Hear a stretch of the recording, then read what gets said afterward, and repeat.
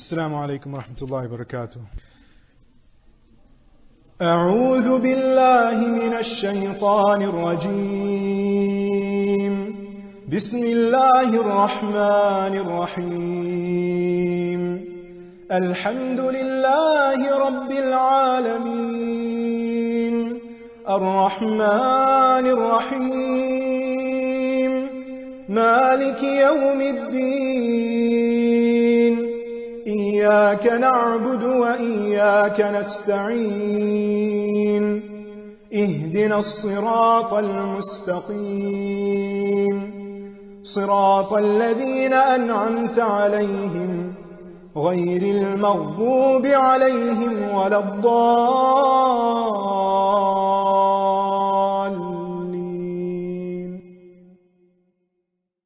Bismillah ar-Rahman ar-Rahim. I would like to apologize for the delay, but it's good to know that you all have settled in. Inshallah, we'll start our lecture in a few moments.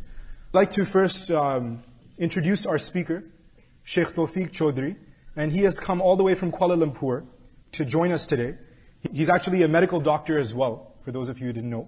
And he's practicing as well. His doctors, and they don't practice, but they're called doctors. So he's a practicing doctor at the end of the day. And secondly, he's also gotten his degree from Medina University. And alhamdulillah, he's a very, very knowledgeable person, and he's here to give some of his knowledge to us today, inshallah. Before we start, I would just like to say that Sheikh Tawfique has a couple of events happening in the near future. Just tomorrow, inshallah, we're going to be starting off with this book, Aqidatul Wasatiyah. And this book is taught, it's a book written by a very famous scholar, Shaykh al-Islam ibn Taymiyyah, rahimahullah. And it's a course, basically, which is going to be focusing on Allah subhanahu wa ta'ala. Much like our topic today. Our topic today is basically, know your Lord. Our topic today is know your Lord. Know Allah subhanahu wa ta'ala. How much of us know Allah subhanahu wa ta'ala? Do we really know Him? And inshallah, the Shaykh will talk in more detail about that.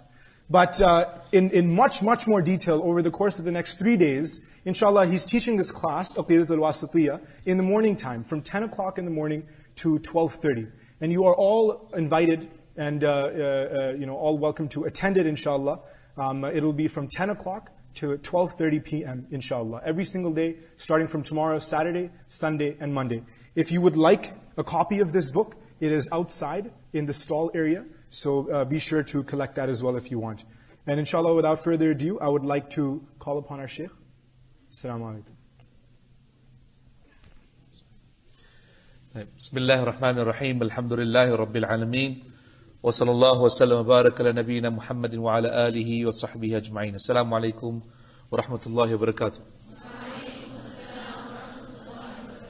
MashaAllah. Ya ikhwati, from the great mercy of Allah subhanahu wa ta'ala is that we're here today talking about Allah subhanahu wa ta'ala and who He is and what He means to us. Ya ikhwati, we're here today talking about Allah subhanahu wa ta'ala, the great King, Allah subhanahu wa ta'ala, the one who we worship, the one who created us, the one who we will go back to, the one who will judge us, the one who will be with, inshallah ta'ala, in Jannah.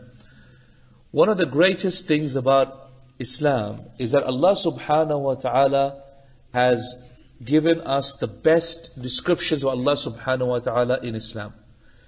Of all the religions that exist out there, from Hinduism all the way to Buddhism, to Shintoism, to all other isms out there, all the way to Islam, show me one religion that has the description of God as beautiful and as exemplary as Allah did in Islam. Show me one religion that truly upholds Tawheed, or the unity of Allah subhanahu wa ta'ala, in His oneness, in the way that Islam does. There is not one single religion that you can show me where the perfect example of Allah subhanahu wa ta'ala is given. So let's take, for example, what shall we do? Let's take Hinduism. Hinduism, 270 million gods. And there's a God for every single thing. There's a God for the morning, God for the night. There's a God for the same thing at different times of the day. And there's a God for the young, there's a God for the old. There's a God for the male, the God for the female. There's a God for so many different things, that's unbelievable. In fact, one of the scholars of Hinduism said that to say that Hindus have only 270 million gods is a complete underestimation. Complete underestimation. In fact, the number of gods in Hinduism is as the number of people that exist on this earth. Meaning that they consider each and every one of themselves to actually be gods themselves. Amazing. Let's take, for example, the Parsis. The Parsis, they believe in two gods. They believe in Ahura Mazda and they believe in Ahriman. Ahura Mazda, who is Ahura Mazda? Ahura Mazda is the god of good. Ahriman is the god of evil. So Ahura Mazda and Ahriman are constantly fighting each other. But on the day of judgment, finally Ahura Mazda will win and Ahriman will die. So you see, look at the concept of God, yin yang, good and bad. Yeah, that's their concept of God. Look at the concept of God in Roman mythology or Greek mythology. Jupiter and Venus and Saturn. Or in Greek mythology, there is Zeus, the main god, and then there is Poseidon, and then there's Hades, the Trinity. And if you compare that to Hinduism, same thing. You've got Bhagavan, who is the main god, then you've got Shiva, and you've got Vishnu. Or if you look at, for example, in Greek mythology, same, Zeus with his Poseidon, and then you have your Hades. Ya ikhwati, there is not a single religion you can look at, not a single mythology in the past, or in the present, or whatever people come up in the future, except that you will find that the description of God is somewhat deficient somewhere or the other. In every single religion out there, they do not describe Allah subhanahu wa ta'ala with the level of excellence that Islam does. In fact, Islam is the only religion that describes Allah subhanahu wa ta'ala with the level of excellence, the attributes that truly make it worthwhile to actually worship Him. I still remember Shaykh Ahmed Didat rahimahullah when he was still alive. And I was probably as young as our brother Hisham was. And I was one of the cameramen who was standing there recording Shaykh Ahmed Didat when he came to Australia. So when Shaykh Ahmed Didat rahimahullah came to Australia, and he was debating a Christian guy in Australia. When he was debating this professor of Christianity in Australia, he said, Wallahi, these black aboriginals are better than you white guys. You know how Shaykh Ahmed Didat had a way of speaking, right? He had a way of speaking. He said, Wallahi, he was better than you white guys. These blacks are better than you whites. So the Christian guy goes, how? How are they better than us? Then he quotes this part of the Bible that says that Jesus Christ went to the toilet. He ate food, and after he ate food, he felt like going to the toilet. So he went to the side of the street, and he did something that on the side of the street, had to go to the toilet. And then he cleaned himself, and then alhamdulillah, he felt better, much better after he, did number one, number two. And that's in the Bible. And so Shaykh Ahmed Didat goes, your God has to go to the toilet. Whereas the aboriginals, they believe in a God who doesn't have a backside. He went. He said, doesn't have a backside. Yeah, that's right. The God of the aboriginals is a God who does not have a backside, so he doesn't ever need to go to the toilet. Ya salam. My brothers and sisters in Islam, who is Allah? Who is Allah subhanahu wa ta'ala? The one and only God. The one and only Lord of creation. The one who we believe in, unseen God. Subhanallah. Who is Allah subhanahu wa ta'ala? Ya ikhwati, this is the question of today. Know Allah subhanahu wa ta'ala. And Allah subhanahu wa ta'ala, if you were to see Him, you may not know Him because you've never ever seen Him. But you know Him because of His actions that He does to us. Look at Allah subhanahu wa ta'ala looks after each one of us. Each one of us Allah protects. Each one of us Allah created. Each one of us Allah sustains. Each one of us Allah looks after when we disobey and when we obey Him. He loves us so much that He looks after each and every one of our needs, even when we obey or disobey. Allah subhanahu wa ta'ala, ya ikhwati, when my son comes to me, take this as an example of how amazing Allah is. When my son comes to me and he has a new laptop in his hand, and we just went to the shopping center and there's a IT supermarket there, my son picks up a laptop and he has it in his hand and he comes to me, what is he going to say? I say, Yusuf, don't say one other word. I know exactly what you're going to say. Go and put that laptop back. What is he going to say if he has a new laptop in his hand? Dad, can I buy the laptop? Correct? We stop him, don't we? Ya ikhwati, Allah knows before we make our dua what we're going to ask Him. We raise our hands and say, Oh Allah, my son. Oh Allah, my money. Oh Allah, that car. Oh Allah, that sister, I want to marry her. Something or the other you're going to say, and before you're about to say it, Allah already knows. And as soon as you say, Ya Rabbi, Allah says, Na'am abdi. Yes, my slave. He knows what you're about to ask, yet He patiently listens. Ya ikhwati, Allah subhanahu wa ta'ala loves us a lot. It was reported in the Tafsir al-Tabari, in an authentic narration, that every single morning, the heavens and the earth speak to Allah Azza wa Jal. So in the morning, when it's time for the sun to rise up, the sun asks Allah subhanahu wa ta'ala, saying, Oh Allah, verily human beings do not obey you, so allow me to destroy them with a blast from myself. The earth says, Oh Allah, human beings don't worship you, allow me to destroy them with an earthquake. The sky asks the same thing, Oh Allah, allow me to destroy human beings with a lightning bolt. And the winds ask the same thing, and the mountains ask the same thing, Oh Allah, allow me to destroy them by crushing them between the two mountains. So how does Allah respond? Allah subhanahu wa ta'ala speaks out to all of these things and says, أَأَنْتُمْ خَلَقْتُمُوهُمْ? Have you created them? So all of creation reply, No Allah, we haven't created them, you created them. So Allah responds back and says, Leave my slaves to me. Leave my slaves to me. Whoever worships me, then I am his friend. And whoever does not worship me, then I am his doctor. I will cure him. مَنْ شَكَرَنِي فَإِنِّي حَبِيبُهُ وَمَنْ لَمْ يَشْكُرْنِي فَإِنِّي طَبِيبُهُ. Whoever thanks me, then I am his friend. And whoever does not thank me, then indeed I will cure him of this disease. Ya ikhwati, Allah subhanahu wa ta'ala loves us a lot. And He created us and He sent us a Prophet sallallahu alayhi wa sallam, with the hope and the desire that we will all listen to what our Prophet ﷺ told us about Allah subhanahu wa ta'ala. So our Prophet ﷺ taught us how to worship Allah Azza wa Jal, and he taught us Surah Fatiha.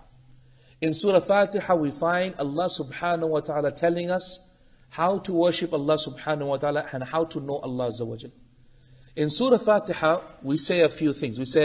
First thing we say is, Alhamdulillahi Rabbil Alameen. Is that correct, everybody? So what does it mean? Alhamdulillah means praise be to Allah, Rabbil Alameen, the Lord of mankind. So the first way to know Allah Azza wa Jal is to know that Allah is the Rabbul Alameen, is the Lord of mankind. This is known as Rububiyyah. Rububiyyah means the fact that Allah is the Lord of mankind. What do you mean by Lord of mankind? What does it mean to be the Lord? We say to my wife, like for example, my wife is Rabbatul Bayt. She is the Lord of the house. Doesn't mean that she is the one who created the house, no. But she actually is the Lord of the house, because trust me, I mean, if I'm late, Abu Yusuf, Abu Yusuf, I need to go home, right? As I've got 10 days to be in Pakistan. If I'm 11 days, I'll be mushkila. I've negotiated 10 days. And you know how when you go back home, you have to buy peace gifts, peace offerings? You have to sometimes buy peace offerings, because otherwise, the locks might be changed. So the point of no, not that bad, alhamdulillah, not that bad. The point of the matter is, she is the Lord of the house. She cooks, she cleans, she looks after the children, she looks after the house. So she, in fact, is the Lord of the house. So a woman is known as the Lord of the house. We are known, for example, in our business, we might be the Lord of our business. If we have slaves, we might be the master of the slave. And that's why Yusuf ﷺ, for example, when the wife of the minister asked to commit sins with Yusuf, what did he say? He said, Innahu Rabbi, ahsana mathwaya. He is my Lord. He has been good to me. He used the word Innahu Rabbi, right? He is my Rabb, meaning my Lord, the one who owns me, the one who has purchased me, and as a result, He's my Lord. So therefore, what is Rububiyyah? Rububiyyah is that Allah is the Lord of all of creation. So when you say someone is the Lord, that means Allah has a haqq to be obeyed. Allah has a right to be obeyed. And because He is the Rabb, that means that He must have created creation as well. So Rububiyyah means that Allah is also the creator of creation. And because He is the one who has to be obeyed and He is the creator of creation, that must mean that He also sustains and looks after creation as well. So Rububiyyah is to do with the fact that there is one creator. That all of this universe was created by one being, and that is Allah Azza wa Jal. He has no beginning, He was not created Himself, nor will He cease to exist. He has always existence. In fact, time itself is a creation of Allah subhanahu wa ta'ala Himself. And so as a result, Rububiyyah is to know that there is one Lord, one creator, one nourisher, one sustainer, one cherisher of this universe. Are we clear about this? That's Alhamdulillahi Rabbil Alameen. Next time you read Alhamdulillahi Rabbil Alameen, feel it in your heart. Oh Allah, I'm worshipping the one who created the universe, the one who looks after me, the one who is my doctor, the one who is my nourisher, the one who feeds me, the one who clothes me, the one who looks after me. You are my Lord, you have the right to be obeyed. Right? That's what you mean by Alhamdulillah Rabbil Alameen. Then, the next two things, what do you say after it? Ar-Rahman Ar-Rahim, Maliki Yawmiddin. What are these two things? Ar-Rahman Ar-Rahim, Maliki Yawmiddin. Ar-Rahman Ar-Rahim means what? These are the two names of Allah Azza wa Jal, right? Ar-Rahman meaning the one who has general mercy, and Ar-Rahim is the one who has specific mercy. Rahman is the one who has general mercy to all of mankind and all of creation. All of creation. Muslim, non-Muslim, jinn, human beings, right? Animals as well as human beings, right? So this is the Rahman. That's why someone cannot be called Rahman. Mr. Rahman, haram. That's la yajuz. Not permissible. Why? Because this is a name which is only specific to Allah. Only Allah can have general mercy across all of creation, both animate as well as inanimate creation. Then Allah subhanahu wa ta'ala says Rahim. Rahim on the other hand is someone who is merciful to believers. So it's permissible to say this is Mr. Rahim, but you cannot say this is Mr. Rahman. Okay? So these two are the names of Allah subhanahu wa ta'ala. Two names of Allah subhanahu wa ta'ala, Rahman and Rahim. And the third one is Maliki Yawmiddin, the attribute of that He is the King of the Day of Judgment. So when we say Ar-Rahman Ar-Rahim, Maliki Yawmiddin, what are we saying? We are attesting to the fact that Allah has unique names and attributes. Yes?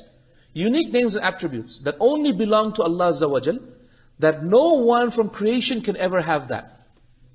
So Ar-Rahman, Ar-Rahim, Maliki Yawmiddin, these are all names that belong to Allah subhanahu wa ta'ala that no one from creation can ever have. Yeah? Ar-Rahman, Ar-Rahim, Maliki Yawmiddin, these are all names that belong to Allah subhanahu wa ta'ala. So these two verses exemplify the second part of Tawheed, which is to make Allah subhanahu wa ta'ala unique in His names and attributes. The first part is Rabbil Alameen, right? Which is the oneness of Allah in His Rububiyyah, the oneness of Allah in His Lordship. The second part of Tawheed is to unify Allah Azza wa Jal in His names and attributes, that He is unique in His names and attributes, right? And this is the second part of Tawheed. The third part of Tawheed is the very next verse. What is the very next verse? إِيَّاكَ نَعْبُدُ وَإِيَّاكَ نَسْتَعِينُ. Only You do we worship, and only You we seek help. By the way, why do we say only You will worship, and right after that we say we seek help? Anyone know why? Well, because the scholars say anyone who worships only Allah will be fought in this dunya. As a result, we straight away seek mercy and help from Allah subhanahu wa ta'ala. If you worship only Allah, if you worship no other taghut except Allah Azza wa Jalla in this dunya, then know that you will always be under attack. Someone or the other. Because shaitan and his taghut will always attack you because you are muwahid. As a result, straight away a believer says, إِيَّاكَ نَسْتَعِينُ. You only we seek help. So what does it mean that only You we worship? That means that we only worship Allah subhanahu wa ta'ala in the ways that Allah subhanahu wa ta'ala is to be worshipped. Like what? Like making dua to Allah Azza wa Jal. We only make dua to Allah. Like slaughtering, we only slaughter in the name of Allah Azza wa Jal. Like swearing, we say, Qasam, I swear. Qasam, right? Is that what you say, right? Qasam. I know a few words of Urdu, that's all I know. So, qasam. I say, I swear by what? By Allah or by my mother's grave? You know how sometimes people say by mother's grave? You can't. Swearing is an act of worship. And as a result, you cannot swear by anything except Allah Azza wa Jal. You can say, I swear by Allah. Can I say I swear by the Quran? Really? Well, the Quran is not created. It is an attribute of Allah Azza wa Jal. So you can't say I can swear by the Quran.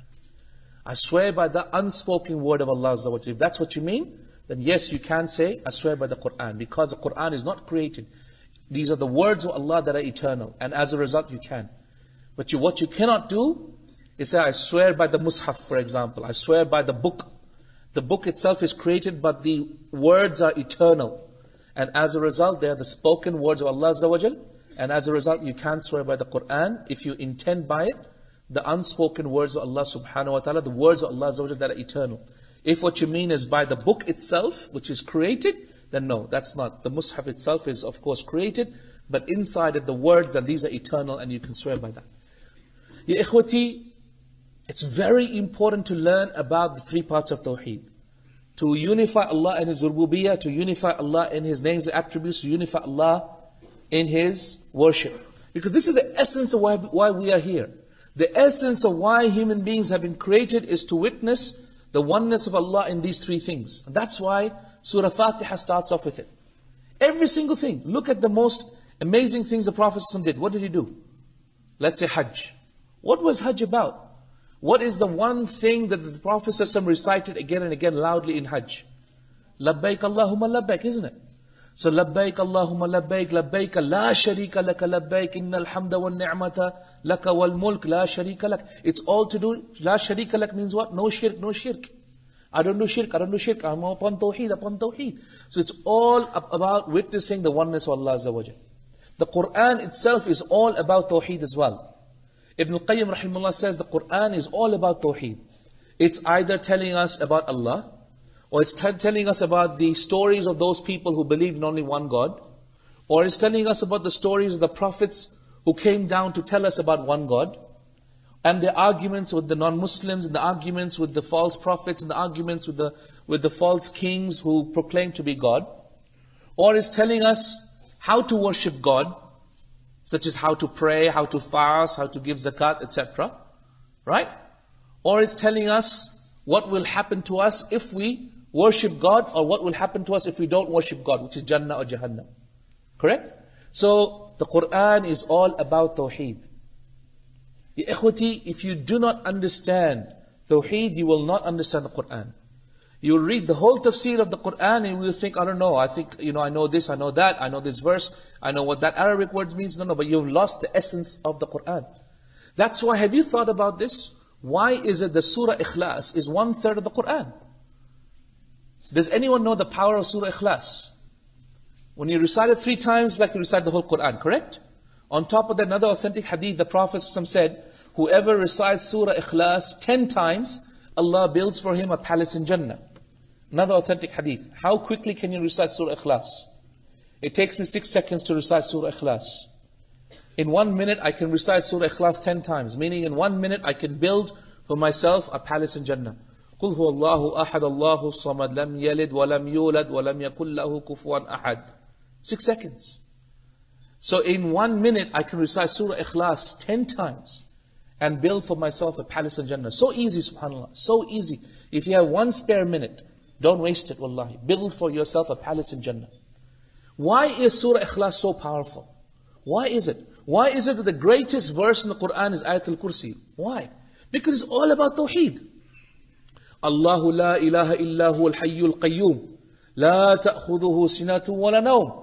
له ما في السماوات وما في الأرض من ذا الذي يشفع عنده إلا بإذنه يعلم ما بين أيديه وما خلفهم ولا يحيطون بشيء من علمه إلا بما شاء وسع كرسيه السماوات والأرض ولا يؤوده حفظهما وهو العلي العظيم. Why is it that the greatest verse, the greatest surahs are all to do with Tawheed? You know why? Because that's the whole essence of Islam. The whole essence of why we're here is because of this. The whole essence of sending the prophets. وَلَقَدْ بَعَثْنَا فِي كُلِّ أُمَّةٍ رَسُولًا أَنِ اعْبُدُوا اللَّهَ وَاجْتَنِبُوا الطَّاغُوتِ. We have sent to every single people a messenger. And his main message was to worship Allah and to stay away from the false gods. That's it, that's all. On the other hand, look at the opposite of not witnessing the oneness of Allah. Is that even the Prophet ﷺ was told, even the Prophet ﷺ was told, وَلَقَدْ أُوحِيَ إِلَيْكَ. It has been revealed to you, O Muhammad ﷺ. وَإِلَى الَّذِينَ مِن قَبْلِكَ. And to those prophets before you. لَإِنْ أَشْرَقْتَ. If you were to commit shirk with me, لَيَحْبَطَنَّ عَمَلُكَ. Then all your deeds would be destroyed. وَلَا تَكُونَنَّ مِنَ what? مِنَ الْخَاسِرِينَ. And you would be from the losers. This verse was not for me and you. This verse was revealed to the prophets of God. Saying it has been revealed to you, O Muhammad, O Prophet of God. And to all other prophets, if you dare to commit shirk with me, I will destroy you and all your deeds and everything will be destroyed completely. Amazing warning to Rasulullah ﷺ. If that is a warning to Rasulullah ﷺ, imagine the warning to us. So, ikhwati, if we do any shirk with Allah Azza wa Jal, we are in deep trouble. If we commit shirk with Allah, it's deep trouble. That's why Luqman, on his deathbed, when he spoke to his son, what did he say? The first advice he gave. First advice, Ya bunayya la tushrik billah. You know when you're dying, and you want to give the final advice to your son, the most important thing you want to tell your son is how can you protect your son from the worst of things. The worst of things, ikhwati, is the Jahannam in the hereafter. There is no escape if you commit shirk with Allah Azza wa Jalla. No escape, no escape. Everything else you can try and escape from. Everything else Allah subhanahu wa ta'ala will forgive except for shirk. Inna Allah la yaghfiru an yushraka bihi. Allah will never forgive that you commit shirk with Him. وَيَغْفِرُ مَا دُونَ ذَلِكَ لِمَنْ يَشَاءُ. And He will forgive every single thing else. Okay. So, ikhwati, there's two ways of learning about Tawheed. You can learn about light by learning about darkness, and the opposite of it is light. Or you can learn about light and then learn about the opposite of it, which is darkness. What we need to do is we need to learn about Tawheed in both these ways. Let's learn about each one of these three things very quickly in the next few minutes, inshallah. Okay? About each one of the three things of Tawheed Rububiyyah, Tawheed of Allah's names and attributes, Tawheed of Allah's worship, very quickly, inshallah. Okay? And inshallah, this is going to be the most jam-packed, informative session you will take for a very long time, inshallah. So get stuck in, inshallah, and pay attention to everything that I'm going to say, inshallah. The first thing is Tawheed Rububiyyah. That Allah subhanahu wa ta'ala is one in His Lordship. Correct, everybody? That He is one in His Lordship. What is the evidence that Allah is one in His Lordship? What is the evidence that Allah subhanahu wa ta'ala is one in His Lordship? You see, when you ask everyone, what is the proof Allah exists? What is the proof that Allah subhanahu wa ta'ala exists, that He is one Rabb? That there is one Rabb for all of the universe, one Lord for all of the universe. What will they say? What evidence, Akhi, what evidence would you give? Any ideas? Anyone? Give us a show of hands. Someone says, what's your proof Allah exists? Yes, Baisam. Regularity of all the system which is running for the universe. Regularity of all the systems that is running through the universe. Okay? Yes, Ukhti, go ahead. Sorry? Creation of human being. Okay, how is that an evidence that God exists? Can you tell me?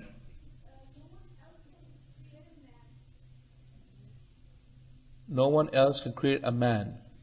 Okay, alright. Okay, fine. Yes? Quran, the existence of the Quran itself.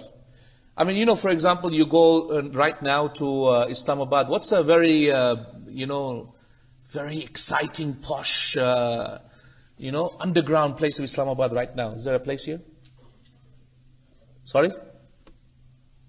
A disco dance center, and you go there and you find all these very modern Pakistanis there, They think they're very smart, they speak English, and they try to have an accent along with their English, because trying to prove that they didn't learn English in Pakistan, they learned it when they went to USA or UK.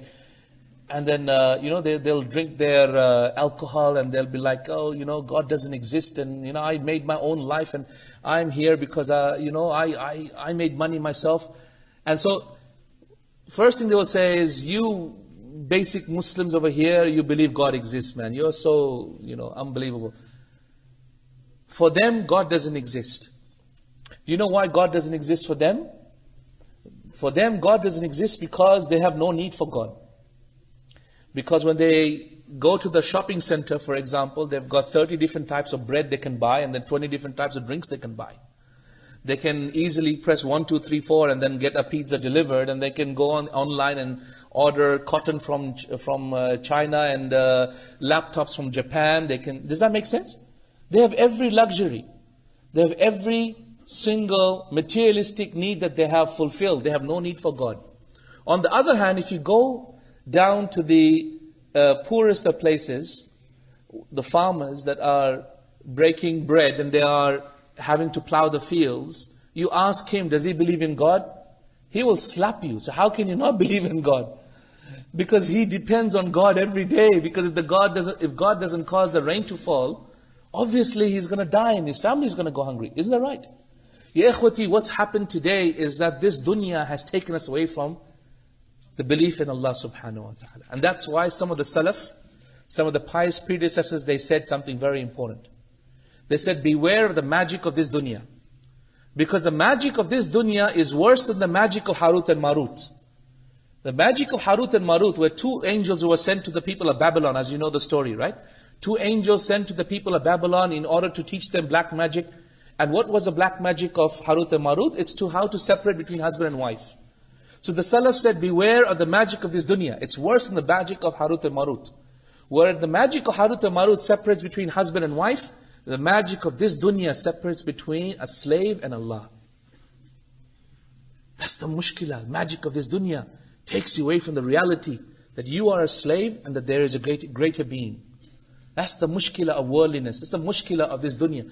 Mushkilah of being engrossed in money. The mushkilah of totally spending your life being bothered about this dunya and nothing about the akhirah. And that's why the Salaf also used to say that the love for the dunya and the love for the akhirah are like two scales in the heart of a believer.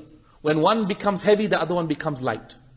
If you love the dunya more, you love the akhirah less. If you love the akhirah more, you love the dunya less.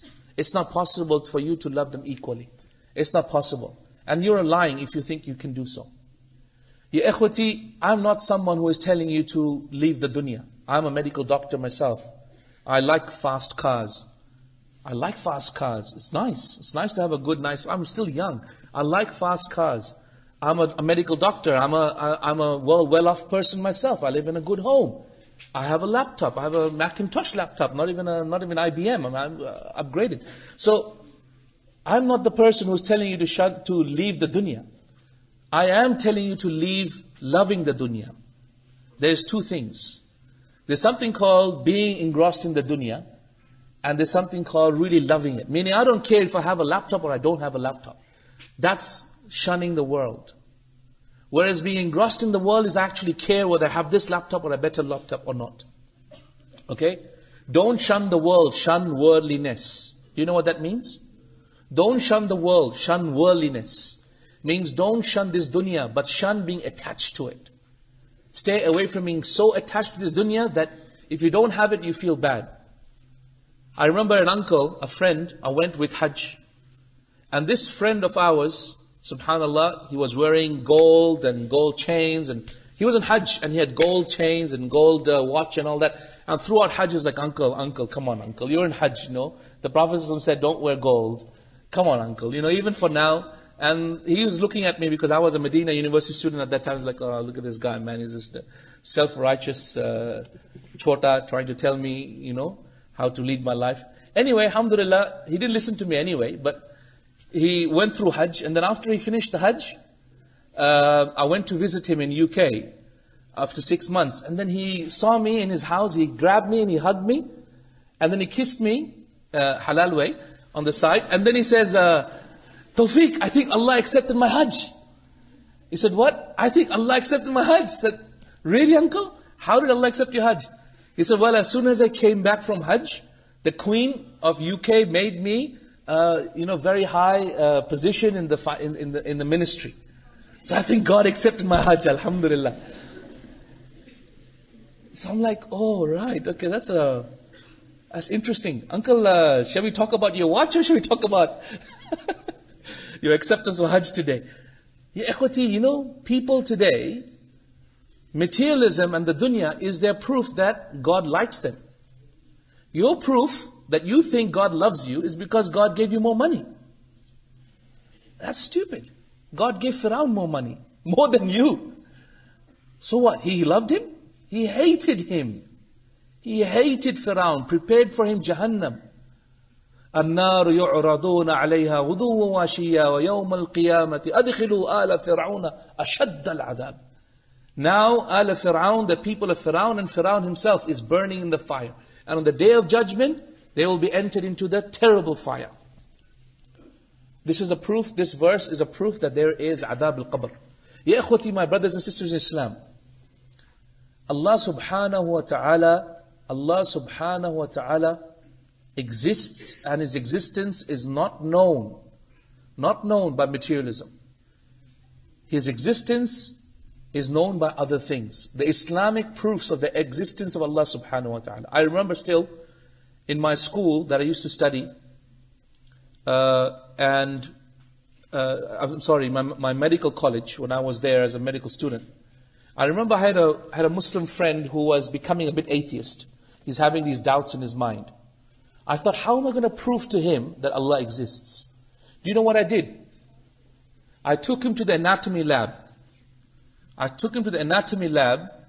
And as we had dissected a human being, cut this woman open and all her organs were outside, I showed him the heart and I showed him the lungs. I showed him the liver. I showed him the amazing creation of Allah subhanahu wa ta'ala. I went out with him, I took a leaf. And I took a leaf in front of him and said, look at this leaf. Look how amazing the patterns are. Look at how fantastically designed.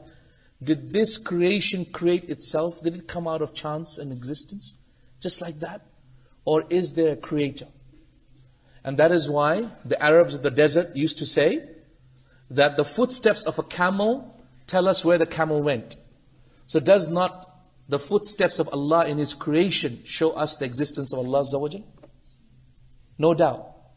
Creation itself, as some of you said, the first proof that Allah exists is creation itself.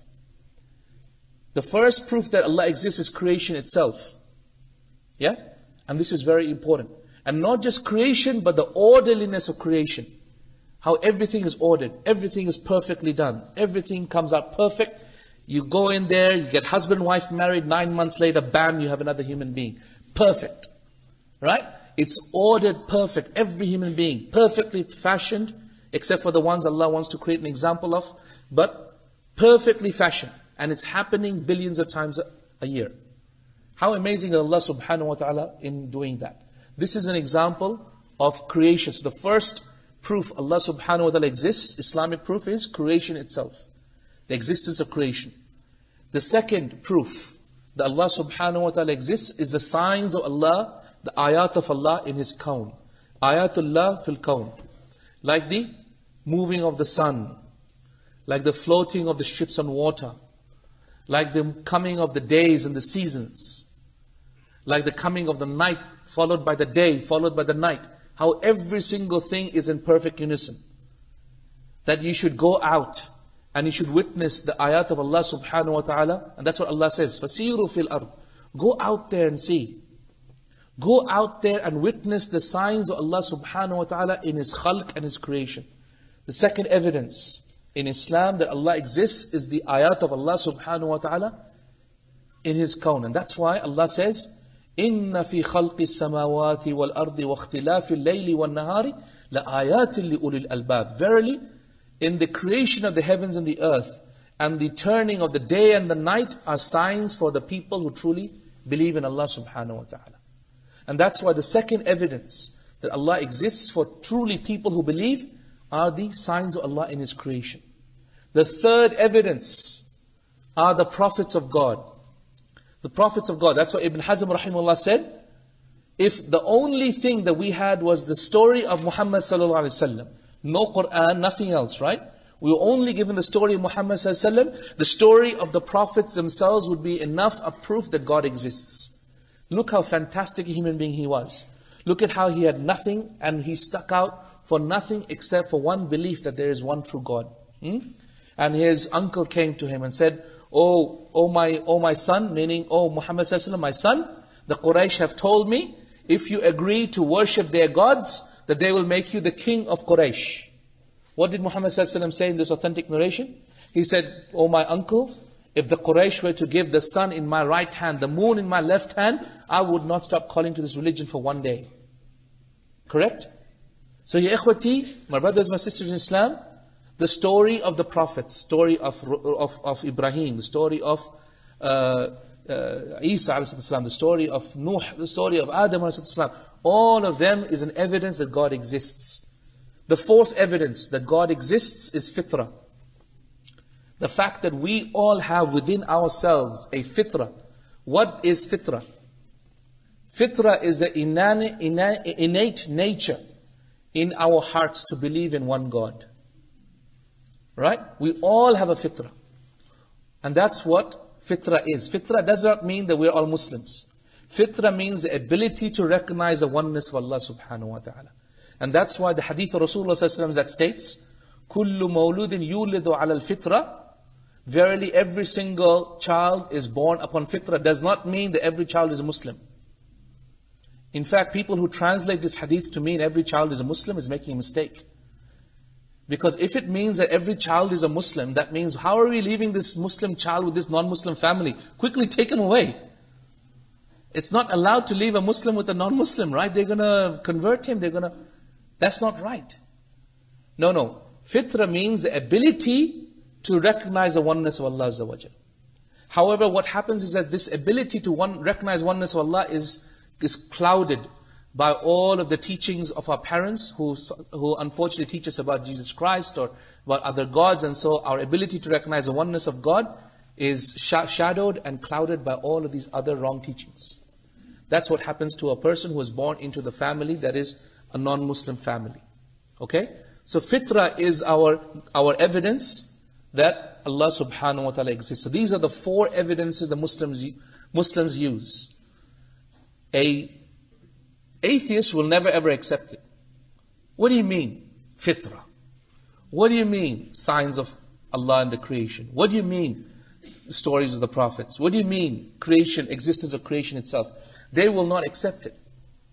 However, these are the four evidences that Muslims use for the existence of Allah Azza wa Jal, which is Tawheed al-Rububiyyah. Are we clear about this, everybody? What are the four things? The creation of creation. And what if someone says to you, but all of this is chance. It can happen by chance. I mean, you can have molecules coming together and hitting each other, and somehow proteins can form like that. How do you answer that? What if someone says, oh, it can happen by chance? I mean, are you saying by chance it can't just come together? Yes, Ukhti, how do you answer it?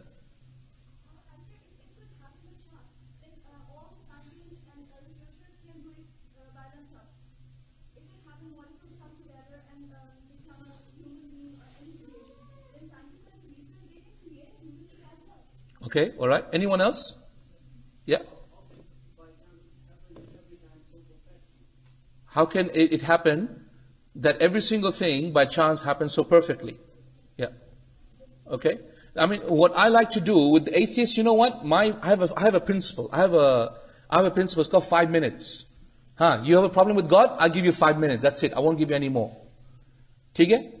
The reason why I only give atheists 5 minutes is because that's all you need really with them. They're arrogant. Actually, 100% atheists are just arrogant people. They simply have a few doubts, but everything else is arrogance. Everything else is arrogance. And that's why the whole of the Quran, only one verse proving that God exists. Only one verse about God exists. How many verses about not calling anyone other than Allah? Does anyone know how many verses are there in the Quran do not call any other gods other than Allah? How many verses? 500 verses. 500 verses. وَلَا تَدْعُوا مَعَ اللَّهِ إِلَهًا آخَرَ. You know those verses where it says, وَلَا تَدْعُوا مَعَ اللَّهِ إِلَهًا آخَرَ. Don't call on any other gods than Allah. 500 verses like that. 500 verses like that. But how many verses God exists? Only one. أَمْ خُلِقُوا مِنْ غَيْرِ شَيْءٍ أَمْ هُمُ الْخَالِقُونَ. Did they create themselves or did they come into existence on their own? That's it. So, did we create ourselves? No, we couldn't have, because we didn't exist before we created ourselves. So, we couldn't have created ourselves. Did we come spontaneously? Well, if it's possible that we came spontaneously, how is it everything is perfect? How is it that everything is being repeated spontaneously, perfectly? So, it's not possible. Therefore, the only possibility is something else brought us into existence. That's the third possibility, and that is what? That is the true thing. That is that there's a being that existed that brought us into existence. And that is Allah subhanahu wa ta'ala. That's the only verse that Allah gives to prove that He exists. Only one verse.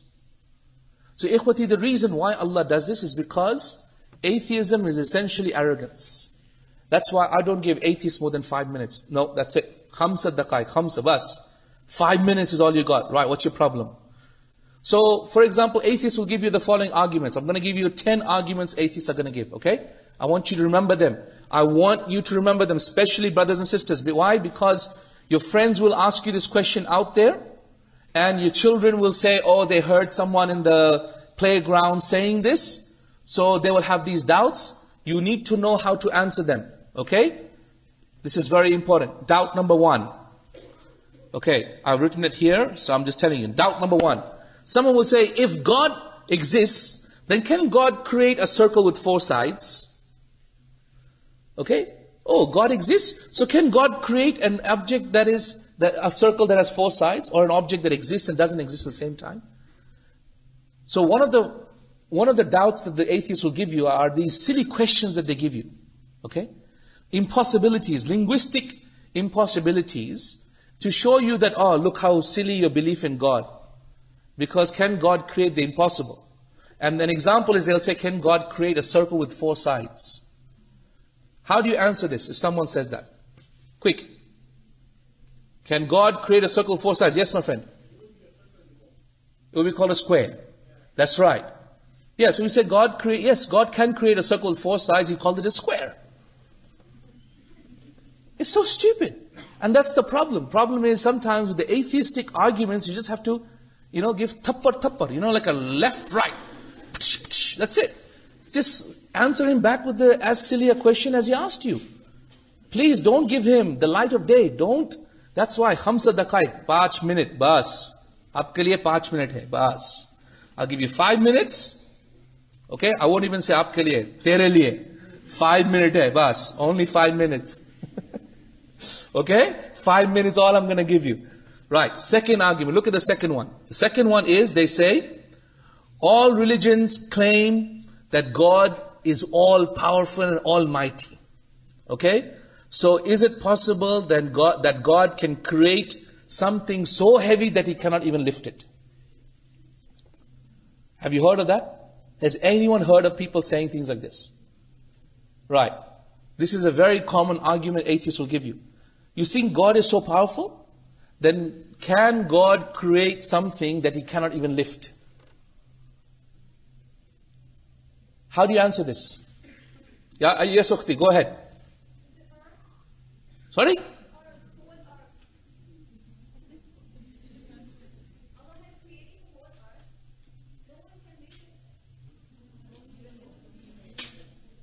Ukhti, you're not meant to answer the question. Can God create something that He cannot even lift? Can He? Yes or no? Why are you answering? If you say yes, you're wrong. If you say no, you're wrong. Isn't it true? Some questions are not meant to be answered. Let me give you an answer. Let me give you a question. Akhi, what's your name again? Zia. Akhi Zia. Did you kill your neighbor's wife, the one that you raped? Did you hear my question?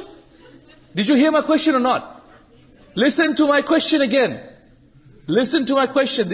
I'm asking Brother Zia. Zia, did you kill your neighbor's wife, the one that you raped? If Zia says yes, that means he killed her. If he says no, that means he raped her. Mushkila, isn't it? So some questions are not meant to be said yes or no. Don't fall into the trap. You answer. That's why with atheists, when they said this question, I said, chota, beja. Sit down here and let me ask you a counter question. That's why I always ask him this question. Did you rape your neighbor's wife, the one that you killed? And he'll be like, oh my God, how do I answer this? Yes or no? Well, if you say yes, you're still guilty. If you say no, you're guilty. So, subhanAllah, that's the same type of cyclical question you've asked me here. Can God create something He can't lift? I said, this is complete oxymoron. Two impossibilities in a question. This is not meant to be answered. This is a stupid question. And people with half a brain ask this question. Does that make sense, everybody? Do not answer every question. Do not answer every question of atheists. If you do, you're causing yourself a disservice. Does that make sense, everyone? Remember this. Cyclical questions that are wrong both ways are impossible questions that are meant to simply catch you into a trap, not meant to be answered. Because they're simply wrong. They're simply wrong questions. Does that make sense, everybody? So don't get fooled by this. Third argument. Look at the third argument atheists give you. They say, evolution, the theory of evolution proves that we all came from animals. We all came from orangutans and monkeys. Okay? Science explains everything. There is no need to believe in God anymore. Science explains everything. ठीक है? Evolution explains everything. No need to believe in God. How do you answer this? Quick. I've got to get through all of my 3 parts of Tawheed here. Quick. Yes. Sorry? Monkeys are still there. They haven't evolved yet. Okay? Give them a few more million years, akhi, you know. So, yes, go ahead.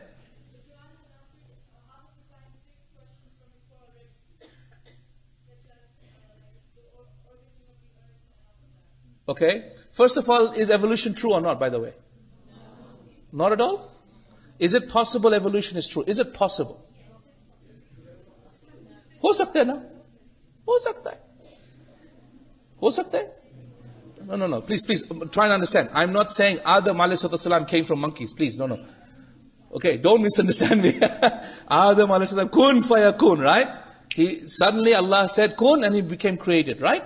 Allah created Adam, Isa alayhi salam, same way. Kun fayakun, be and he was.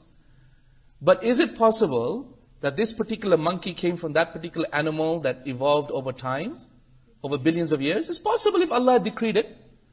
That is not taking away. This is why, my friends, very important to understand. Evolution does not prove or disprove Allah Azza wa Jal. It's simply a process. If it happens, so happens. But that does not mean Allah doesn't exist. That doesn't mean that Allah can't suddenly create something out of nothing. Allah can do so, no problem. So don't ever fall into this trap of saying, oh, evolution must mean that God doesn't exist. No. Because if evolution explained everything, then explain this to me. Why is it that today we're still struggling to find the number of human beings? You know how we say, for example, there's monkeys and then there's human beings. Now what are they trying to do? They're trying to find the human beings in the middle. Half monkey, half human, right? They're trying to find those skulls, is that right? Skeletons. They find 1 or 2 here and there and say, wow, we found it. But the problem with this is that the same number of monkeys and the same number of human beings, there has to be that many number of skeletons as well. It can't be just one that suddenly moved. Correct? There has to be a whole migration of a whole generation, of whole creation that came from all different stages, all the way from monkeys all the way to human beings. And that's why evolution is not proven. That's number one. But even if it was, and that's why the scholars of Saudi Arabia, our Shaykh, may Allah have mercy upon him, used to say, it could be, it's a theory, if it's right, that doesn't disprove or prove Allah Azza wa Jal. If Allah subhanahu wa ta'ala wanted that squid becomes that elephant becomes that monkey, if Allah wanted that to happen, it could be the case. Allah has made some Jews into monkeys, right? As Allah subhanahu wa ta'ala says in the Quran. So if Allah creates one creation, changes them to another creation, that could be Allah's khalq. That does not prove or disprove Allah subhanahu wa ta'ala. Does that make sense, everybody? So evolution does not mean Allah cannot create Adam suddenly, out of nothing. Okay? So please don't let this ever fool anybody. Next time you go to your friends and say, evolution proves everything. I said, first of all, evolution is not proven. Number two, even if it was, that doesn't disprove Allah subhanahu wa ta'ala. Okay? That's number two. Right. The fourth argument. This is an important one. This is an important argument. Listen to this one. This one is given by a lot of people. A lot of atheists will say this. They say religion is always destructive. Religion causes all the wars today. Look, all the Muslims are terrorists. Look how much of wars are happening in the world today. It's all because of Muslims. It's all because of religion. In the name of religion, people destroy Islam. In the name of religion, they're killing people. In the name of religion, all the wars are happening. Religion is bad. It can never be good. How do you answer this question? How do you answer it? Yes, Ukhti, go ahead. Politics. Okay? Yes, Akhi. How are you going to say this? Fateh Makkah. Okay, anyone else who hasn't already tried? Ikhwati, if you have no questions and no interaction, then there is either one of two meanings. It either means you're understanding everything, or it means you're not understanding anything. Okay. So either you're understanding everything, or you're not understanding anything. So which one is it? First one, is it? Yes, Akhi, go ahead. How do you answer this? When someone says, religion is the problem, that's why I don't believe in God, because Islam, religion, it leads into jihad. Look, you're just killing innocent people. Muslims, they're the ones who, went into the Twin Towers and destroyed themselves. And tried to cause, September 11. And you guys blow yourselves up like this and that. And look at how much roadblocks. Every time an atheist comes across a roadblocks, he blames Muslims. You know why? You know why I'm late? Because it's bloody roadblock and because it's Muslim terrorists blowing themselves up. Okay, so how do you answer that? Saying religion is a cause of so much wars. How do you answer that, Akhi? Go ahead. Millions of people that were killed by the Soviets and the Nazis. Okay, excellent. That's how I answer it. How do I answer it? Remember, 5 minutes all I give them. Please, you got 5 questions. Ask them 1, 2, 3. Very quick. How do you answer this person? He said, you know what? How many people have been killed by religion today? Can you count how many people have been killed by religion today?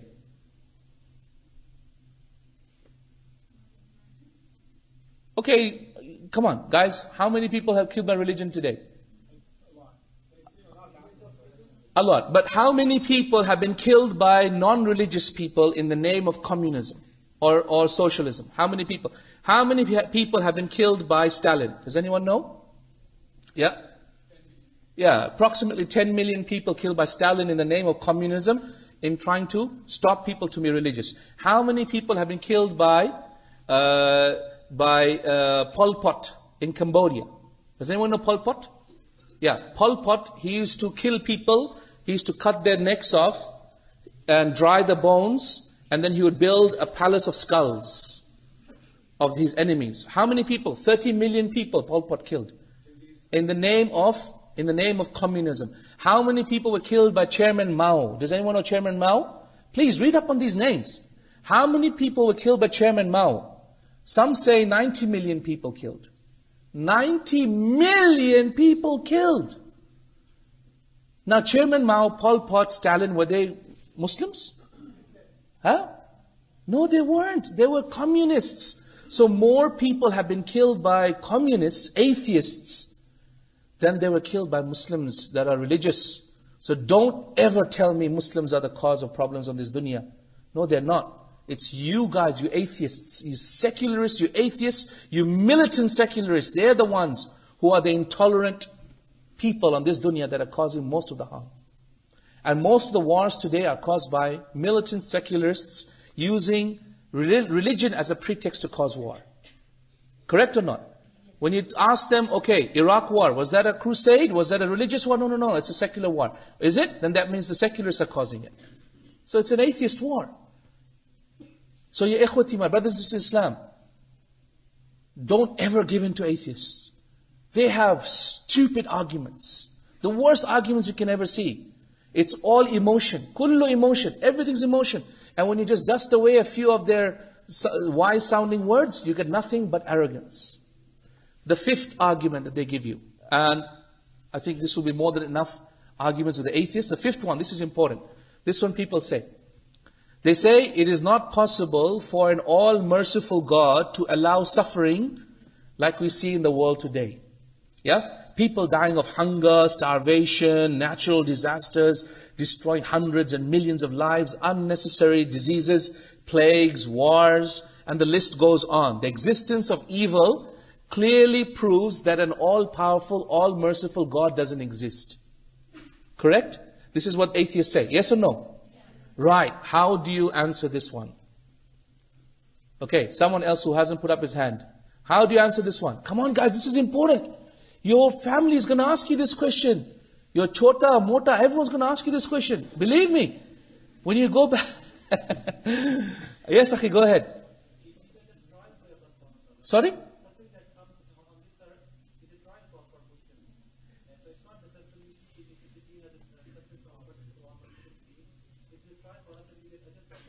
It's a trial from Allah. Okay. Can you answer that? So if someone atheist says, okay, look at the tsunami. 1 million people died like that. 1 million people became orphaned just like that. Why did God have to do that? Why?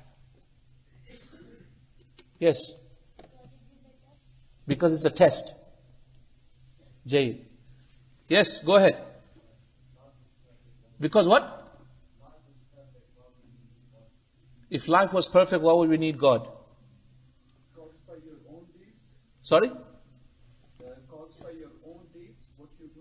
So are you saying all the people who got the tsunami was their own fault? Become part of that. Okay. Yes, Ukhti, go ahead. Raise your voice. Sorry? Correct. The questioner shows that he believes in God, he just has a problem with one of his actions. Correct? Right. Ya ikhwati, let me tell you, when you speak to atheists, trick number one, you have to answer them in a way that they can't come back to you. Don't give answers just for the sake of giving answers. Give them an answer, it's like an uppercut, like an uppercut. Don't give them a small jab. It's like, if you give them a small jab, they'll just go back like that. No. And if you give them an uppercut, like they're completely finished. So when you give an answer, you give an answer that totally finishes them off, okay? So if someone says God cannot exist because there's so much suffering in this dunya, what do we say? Well, number one, the first thing I tell them is there is nothing called pure evil in Islam. Remember this point, nothing called pure evil. Pure evil does not exist, this concept does not exist in Islam. Even shaitan is not pure evil. Even shaitan has elements of good. What's the proof shaitan has elements of good? Can anyone tell me proof that shaitan has elements of good? Yes, Ukhti? He believes in Allah. Yeah? قَالَ رَبِّ ارْجِعُونَ. Yeah? He says, oh Allah, send me back. So he believes in God. And also we know the hadith of Rasulullah ﷺ in the time of Musa ﷺ, that shaitan came to Musa ﷺ and said, Yo Musa, can you ask Allah, will He forgive me? Correct? So we have evidences that show that shaitan has a small, tiny bit of good in him, right? And we have numerous evidences of that in the Quran. Okay, fantastic, very good. So there's nothing called pure evil. So what if someone says, no, but God took my son away and I went home and the house burned down, my wife died and my son died, my mom died. How can that be good? How can that be good? Where is the good in that? Well, I like to give the doctor example because it makes a lot of sense. So for example, the other day I know my son Yusuf was like, Dad, I want to study medicine. And first I was like, Alhamdulillah, that's good, that's nice, it's good. You can save humanity, mashallah, it's good. And then Aisha comes and says, Dad, I want to study medicine as well. Then Zainab comes, I have 5 children. And one after the other, each one starts coming and says, medicine. And I'm like, okay, 200,000. Medical degree is about $200,000 in Australia. So I'm like, oh my God, $1 million. So what I do, I say, Ya Allah, give me money. Okay? So how does Allah give me money? He gives you a heart attack. Yeah? And He gives you cancer. And He gives you a broken arm. And He gives you a car accident so that you come to my hospital. So yeah, I've got work. It's true, isn't it? So if a doctor, this is why the worst of people these days are doctors. Mushkila. They make dua to Allah for money and we get accidents. No, see, that's an example of how to show you how everything is related to each other. Someone's evil or misfortune is someone else's fortune, isn't it? Yeah? A grave digger, for example, says, oh Allah, I need money, I got to get my daughter married. How does Allah give him money?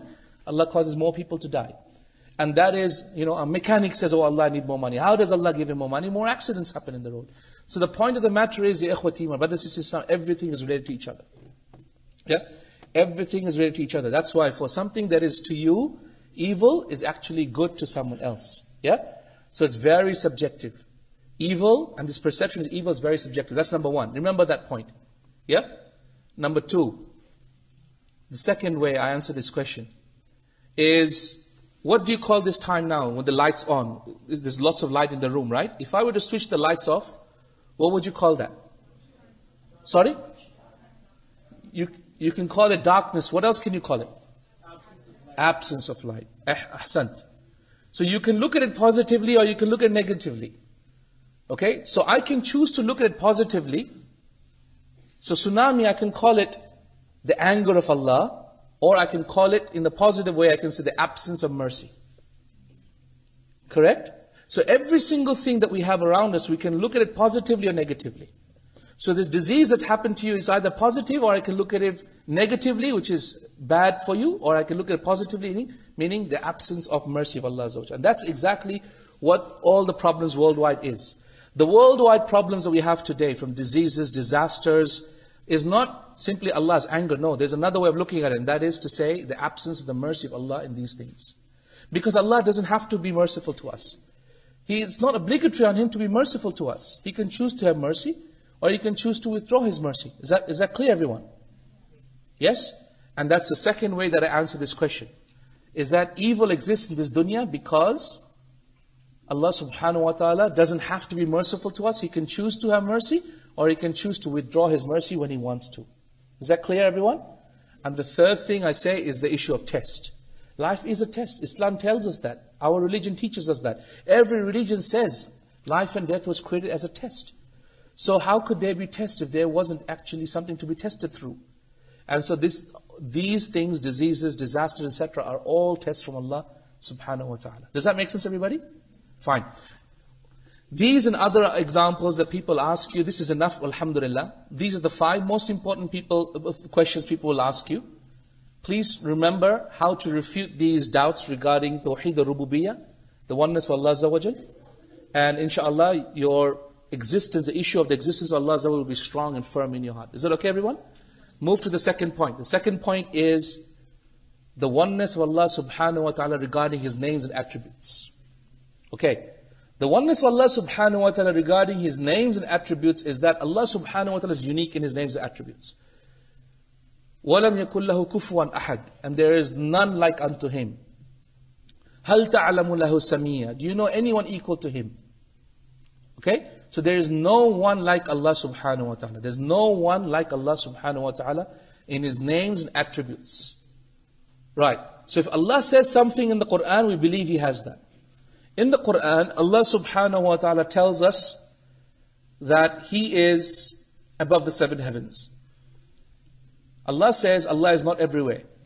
Allah says He is not everywhere. He says He is above the 7 heavens. How many verses?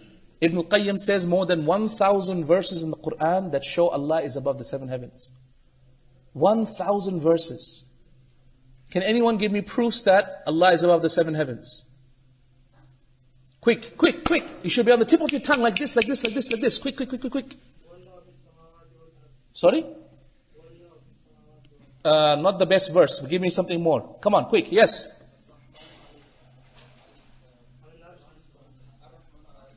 Okay, Ar-Rahman al-Arsh istawa. 7 times Allah says Ar-Rahman al-Arsh istawa.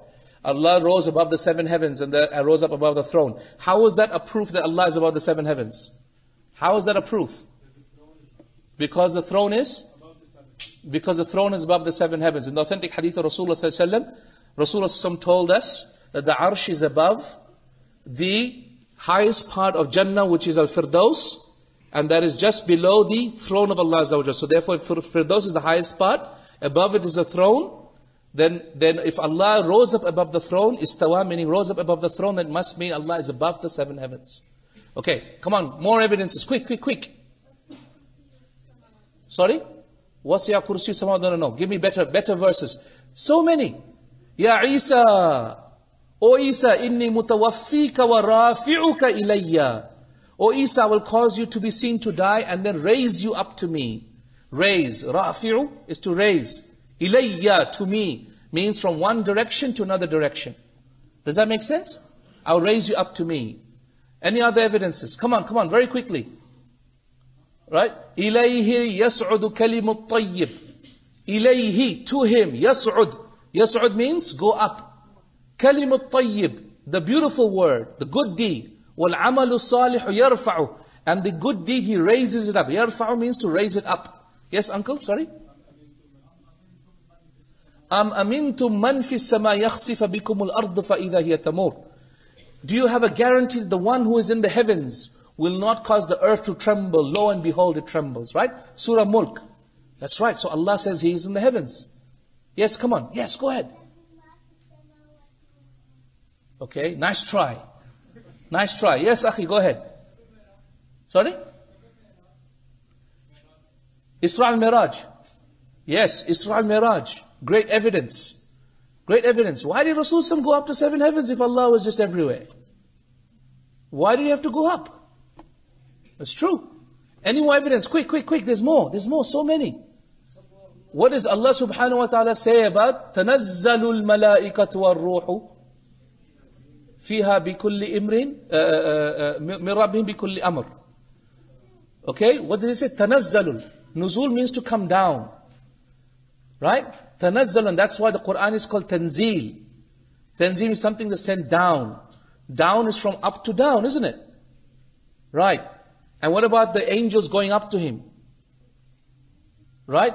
The malaika and the angels, يَسْرُدْعُ إِلَيْهِ فِي يَوْمٍ كَانَ مِقْدَارُهُ خَمْسِينَ أَلْفَ سَنَةً. The angels rise up to Allah in a day in which is 50,000 years. So ikhwati, thousands of verses in the Quran, literally thousands. And we'll take it inshallah when we take our study of Aqeedat al-Wasitiyya, inshallah. This is the book that I'll be teaching inshallah the next 3 days. Make sure you get it. It's very nice, very beautiful. And when you read about it, subhanAllah, next time you look up and you really believe Allah is above the 7 heavens, it gives you strength and peace in your heart, mashallah. Okay, alhamdulillah. So, Tawheed of Allah's names and attributes is giving Allah His due right regarding His names and attributes. And also, shirk in Allah's names and attributes is to call other people that which belongs only to Allah Azza wa Jal. What's an example of that? An example of that is to make a Muslim or a human being like Allah or Allah like human beings. What's an example of human beings where we make a human being like Allah? It's like saying Jesus Christ is God. To say Jesus Christ is God is to give the attributes of a human being to God. So say God is like this. He is human. He has 2 hands, 2 legs, 2 eyes, 2 feet. In this way, He eats this way, drinks that way, goes to the toilet that way. This is to make anthropomorphism, which is to make a human being into God. Or to say God is like us. To say God's hand is like my hand. His eyes are like my eyes. His face is like my face. Okay? Both are shirk. One is where we are making a human being like God, and the second where we are making God like human being. Both are wrong. Okay? Both are wrong. That's why Christians commit shirk in Allah's names, attributes very frequently. Have you seen Michelangelo's drawing on the Saint Basilica where he drew God as an old man with flowery beard and trying to touch human beings? Have you seen that one? So they draw God as an old man, right? This is shirk in Allah's names and attributes. Why? Because they made God into a human being. Does that make sense, everyone? Okay. Another example of making shirk in Allah's names and attributes is to call God by names God has not told us. So, we cannot call God by names God hasn't called us. For example, love. Is God love? No, we cannot. We cannot say He is love. We can't say He is love because He hasn't called Himself love. Yes, He has love. He loves us. He loves His creation. But can we say God is the love? No, we can't. Christians fall into this a lot. So Christians fall into shirk in Allah's names and attributes, the second type of tawheed, all the time. All the time they fall into it. Okay? And that's because they go into extravagance in the way they describe God. Like they call God the Father. Is God the Father? No, He is not. God has never called Himself the Father in the Quran. Al-Ab? No, He has never said that. So therefore, the name, the Father, cannot be attributed to God. What about the engineer of creation? Again, another example of a name which God has never called Himself. Muhandis al-Kawn, He has never called Himself that. So therefore, these are words and titles we should not use. Basically, what I'm trying to say, my friends, is that in the topic of Allah's names and attributes, we call God by what He has called Himself and what His Prophet called Himself, and we do not use any other words or other names to call Himself. Does that make sense, everybody? Okay. And by the way, you know those 99 names of Allah Azza wa Jal? You have the title, you have the whole sheet that's printed out, isn't it? Yeah? Well, the one that you have printed out, that is available in most homes today, is actually not authentic. It's actually from a hadith in Sunan Tirmidhi. The 99 names that are usually printed is from a hadith from Sunan Tirmidhi. It's not authentic by ijma' of the scholars of hadith. It's a da'if hadith. And there are about 3 or 4 names in there which are not from the words of Allah Azza wa Jal. So inshallah ta'ala, what we will do in the course is I will give you the authentic list of the 99 names of Allah Azza wa Jal. So if you have the 99 names poster, then you can rub out those 3 or 4 that are not from the names of Allah Azza wa Jal and replace it with the ones that actually are the more authentic ones, inshallah. Okay, everybody? Jayd, inshallah. Okay, the last part of Tawheed. The last part of this is Bhaisab. Do you want to? Yeah.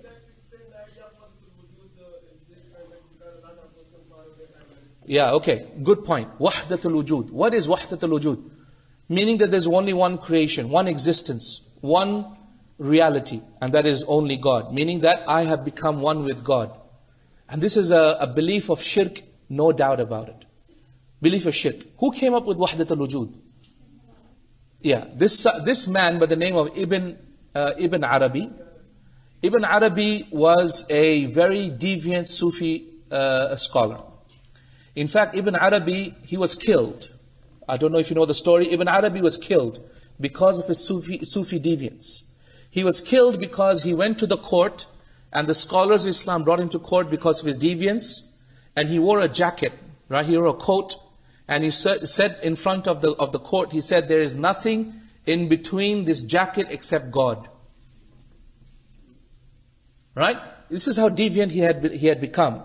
In his thinking that he had reached a level wherein now he had complete association with God until God had come into him and he had become into God.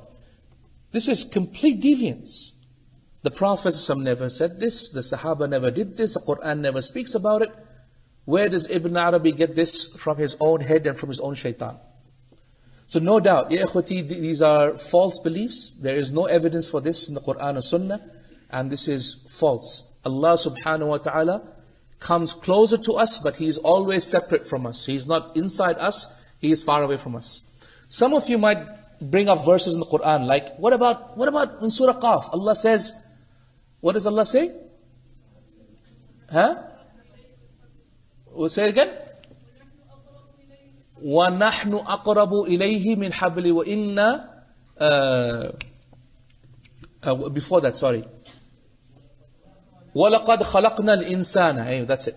وَلَقَدْ, listen to me, this is very important. This is the verse that always people quote, right? What do they say? وَلَقَدْ خَلَقْنَا الْإِنسَانَ وَنَحْنُ أَعْلَمُ وَنَعْلَمُ مَا تُوَسْوِسُ بِهِ نَفْسُهُ وَنَحْنُ أَقْرَبُ إِلَيْهِ مِنْ حَبْلِ الْوَرِيدِ. Okay? So, indeed, we have created insan, and we know what his soul whispers to him, and we are closer to him than his jugular vein. Right, everybody? You know, people read this, and they actually, for every other verse, they try and find out what Ibn Abbas said, and what Ibn Mas'ud said. What about this verse? What did Ibn Mas'ud say here? Ibn Mas'ud, Ibn Abbas, they both said over here, that here, nahnu means the angels. Nahnu means the angels, not Allah. With the proof that, read the next verse. What is the very next verse? Hiya ukhti, what's the very next verse? إِذْ يَتَلَقَّى الْمُتَلَقِّيَانِ. إِذْ meaning when.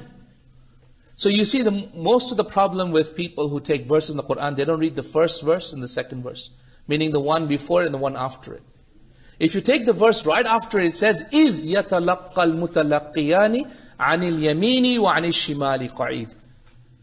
So نَحْنُ أَقْرَبُ إِلَيْهِ مِنْ حَبْلِ الْوَرِيدِ. When the two angels that are taking down every single thing, the one sitting to the right, one sitting to the left, and always attentive, ready to write down. So we are closer to him than the jugular vein when the two angels are about to write down. So therefore this is in reference to the angels. Right, so don't use this verse to mean God is inside us, within us, etc. That's haram, la yajuz. No Muslim can ever say that. No Muslim can ever quote that, inshallah. Let me finish this off, inshallah. Inshallah, keep your questions, inshallah, and I'll come back to this. The last part of Tawheed, the ikhwati, is to know about Tawheed Uluhiyya. Is to how to worship Allah. This is very important. Why is this important? Because this is the whole reason why Allah sent Muhammad sallallahu alaihi wasallam. The whole reason Allah subhanahu wa ta'ala sent Rasulullah sallallahu alaihi wasallam is not about Tawheed Rububiyyah, because everyone believes in it. And also Allah's names and attributes, well, a lot of mushrikeen don't actually have problems about that. The problem really is in Tawheed Uluhiyya, is in worshipping only one God. That's where everyone goes wrong. And that is why the prophets were sent. وَلَقَدْ بَعَثْنَا فِي كُلِّ أُمَّةٍ رَسُولًا أَنْ يَعْبُدُوا اللَّهَ وَاجْتَنِبُوا الطَّاغُوتَ. We sent a prophet to every single people to worship only one God. أَنْ يَعْبُدُوا اللَّهَ, to worship only one God, meaning the main purpose was Tawheed Uluhiyya, is to worship only one God. So okay, Tawheed happens in the following ways. Number one, Tawheed happens in calling to Allah Azza wa Jal. So we should not call anyone other than Allah Azza wa Jal, right? Why is dua worship? That's because Rasulullah said dua is worship. In the authentic hadith in Bukhari, he said, dua huwa al-ibadah. Verily dua is worship. Okay? So calling on Allah is worship. It's very important to realize this. On the other hand, when you go to the mazars, for example, and this guy is calling upon Abdul Qadir Jilani, he doesn't consider it shirk. I said, Bhai Sahib, ye shirk hai. Said, no, it's not shirk. So why not? Why is it not shirk? I'm just calling the guy. Ya Abdul Qadir. Remember me? Ayat hame. Remember I saw you last year. Yeah, man, how is it not shirk? Well, Allah is saying, Allah considers dua to be ibadah.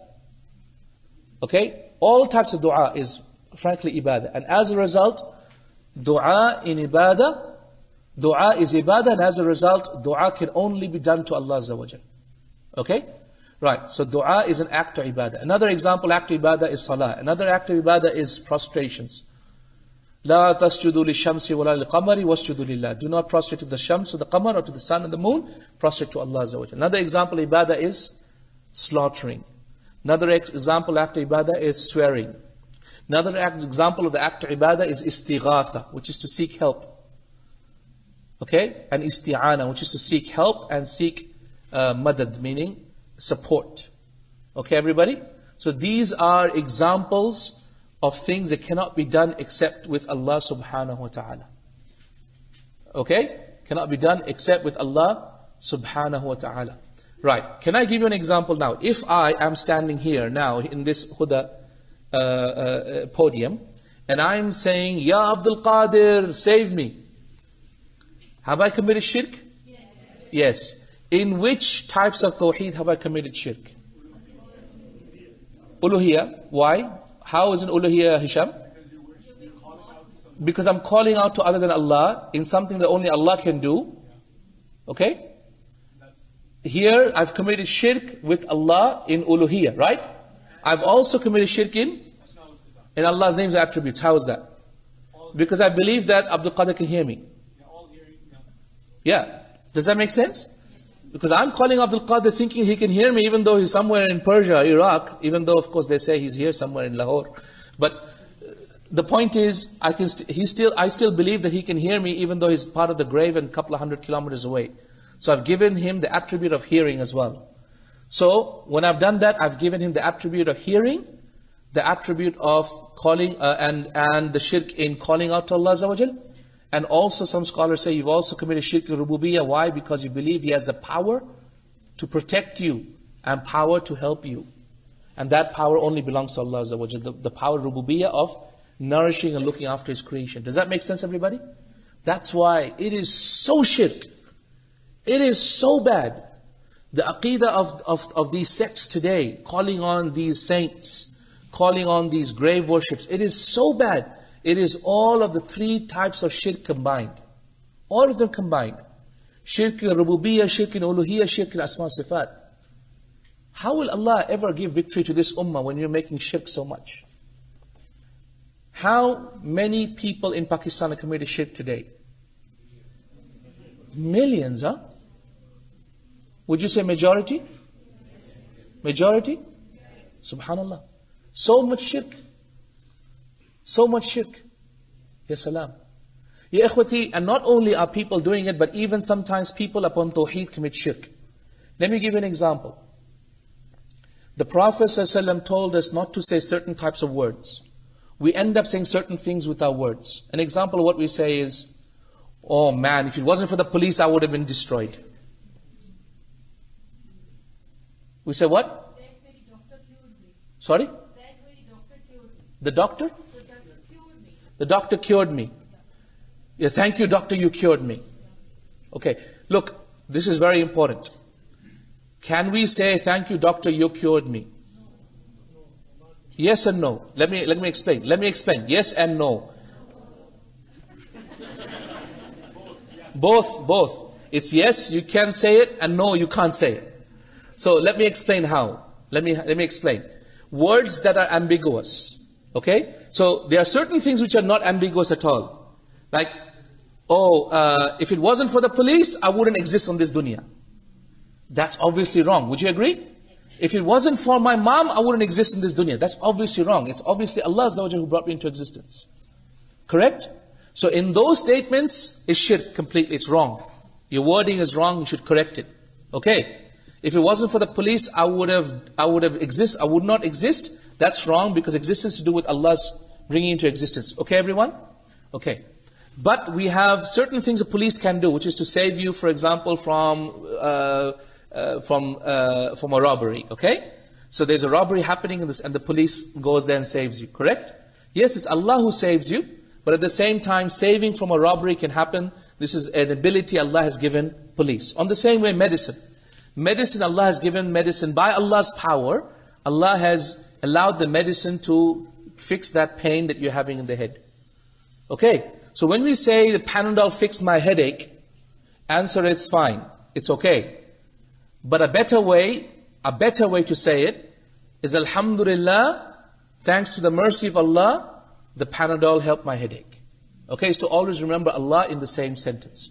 But if you wait to say the Panadol fixed my headache, it's okay. As long as you don't believe the Panadol did it by itself.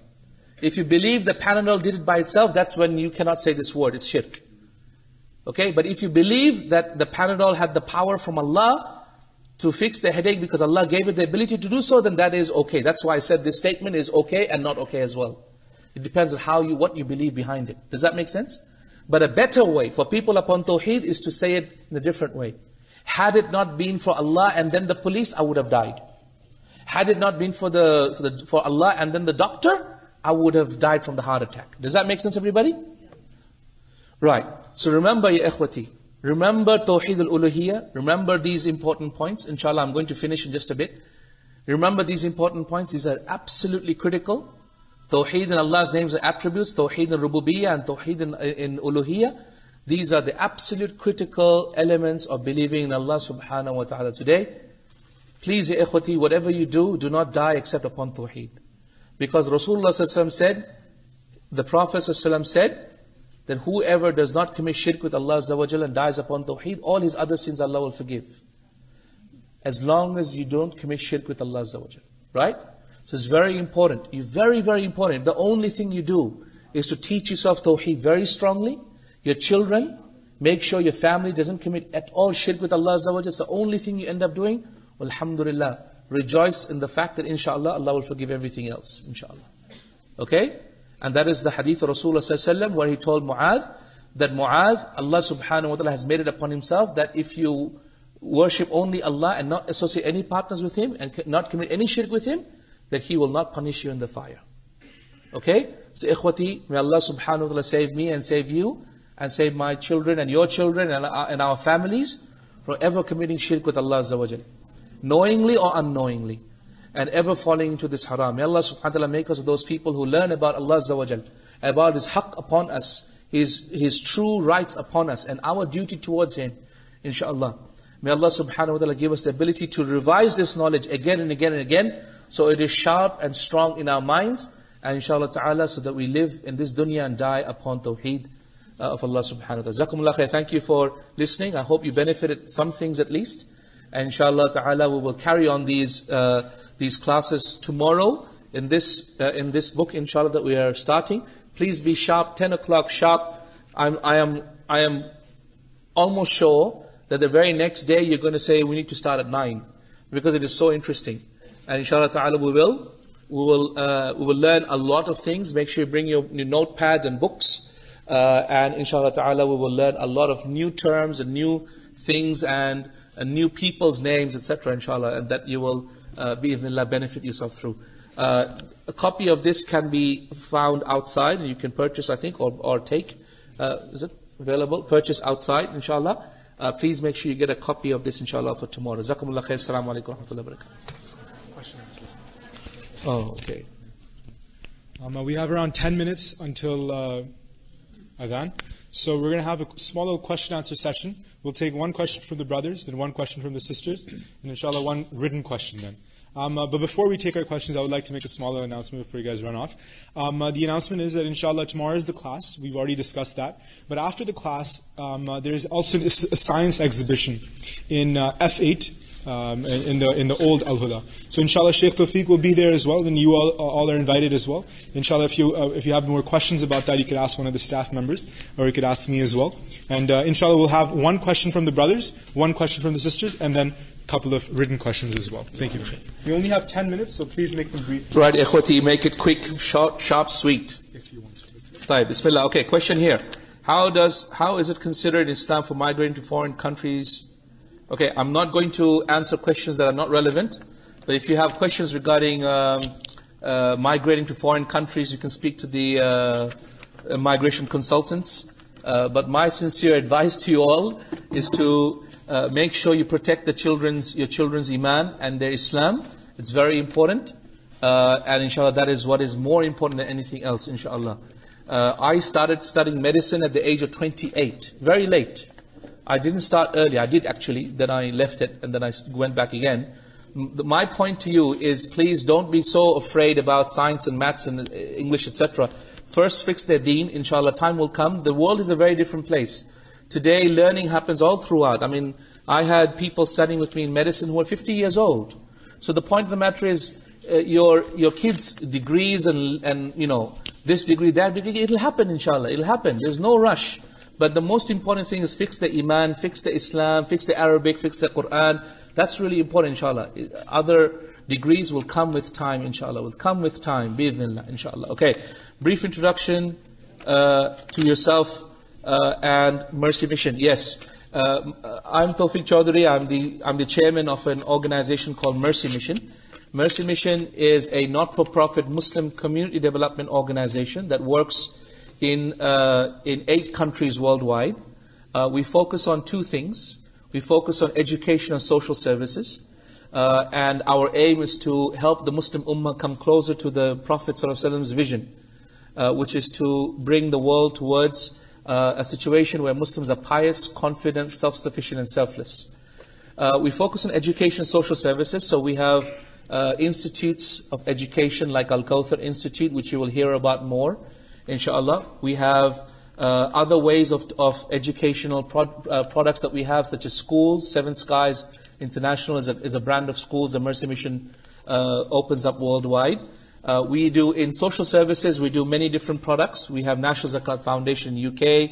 We do sister shelters across the world for looking after destitute women that are on the streets, or single sisters that are thrown out because they accepted Islam or becoming practicing.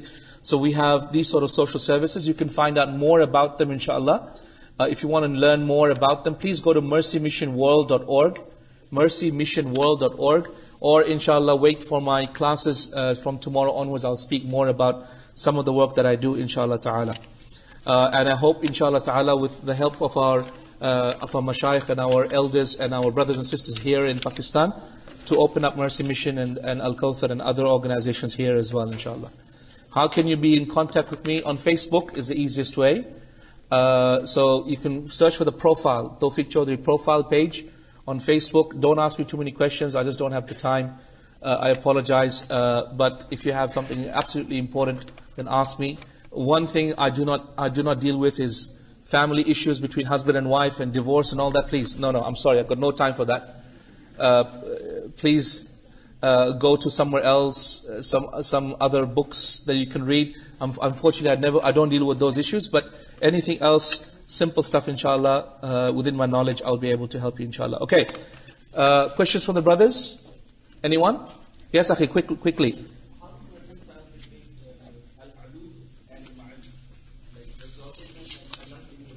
Okay, how do you join between ulu and ma'iyya?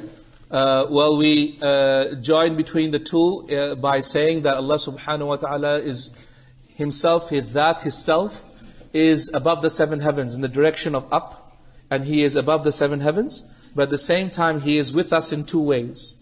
He is with us with His knowledge, which is general across all human beings. He knows every single thing that moves, any creature, any idea, any thought in our hearts, any thinking in our minds. He knows everything, right?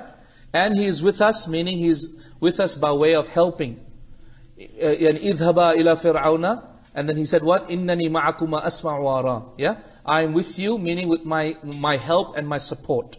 So we say Allah subhanahu wa ta'ala by His self is above the seven heavens, but He is with us by His help and with His support, inshallah.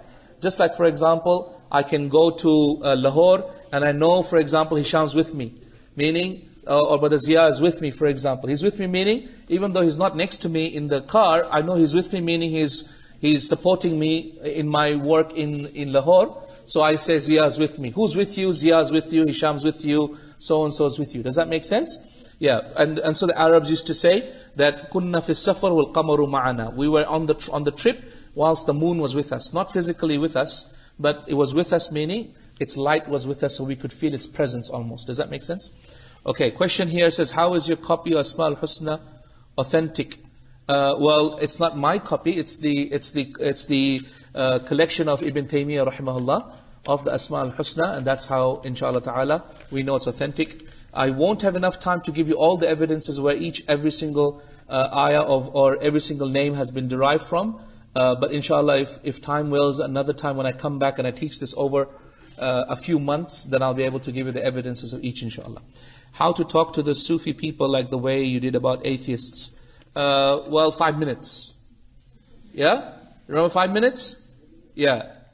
You know, our problem is, we just rattle on. We don't know how to talk. Look at the Anbiya.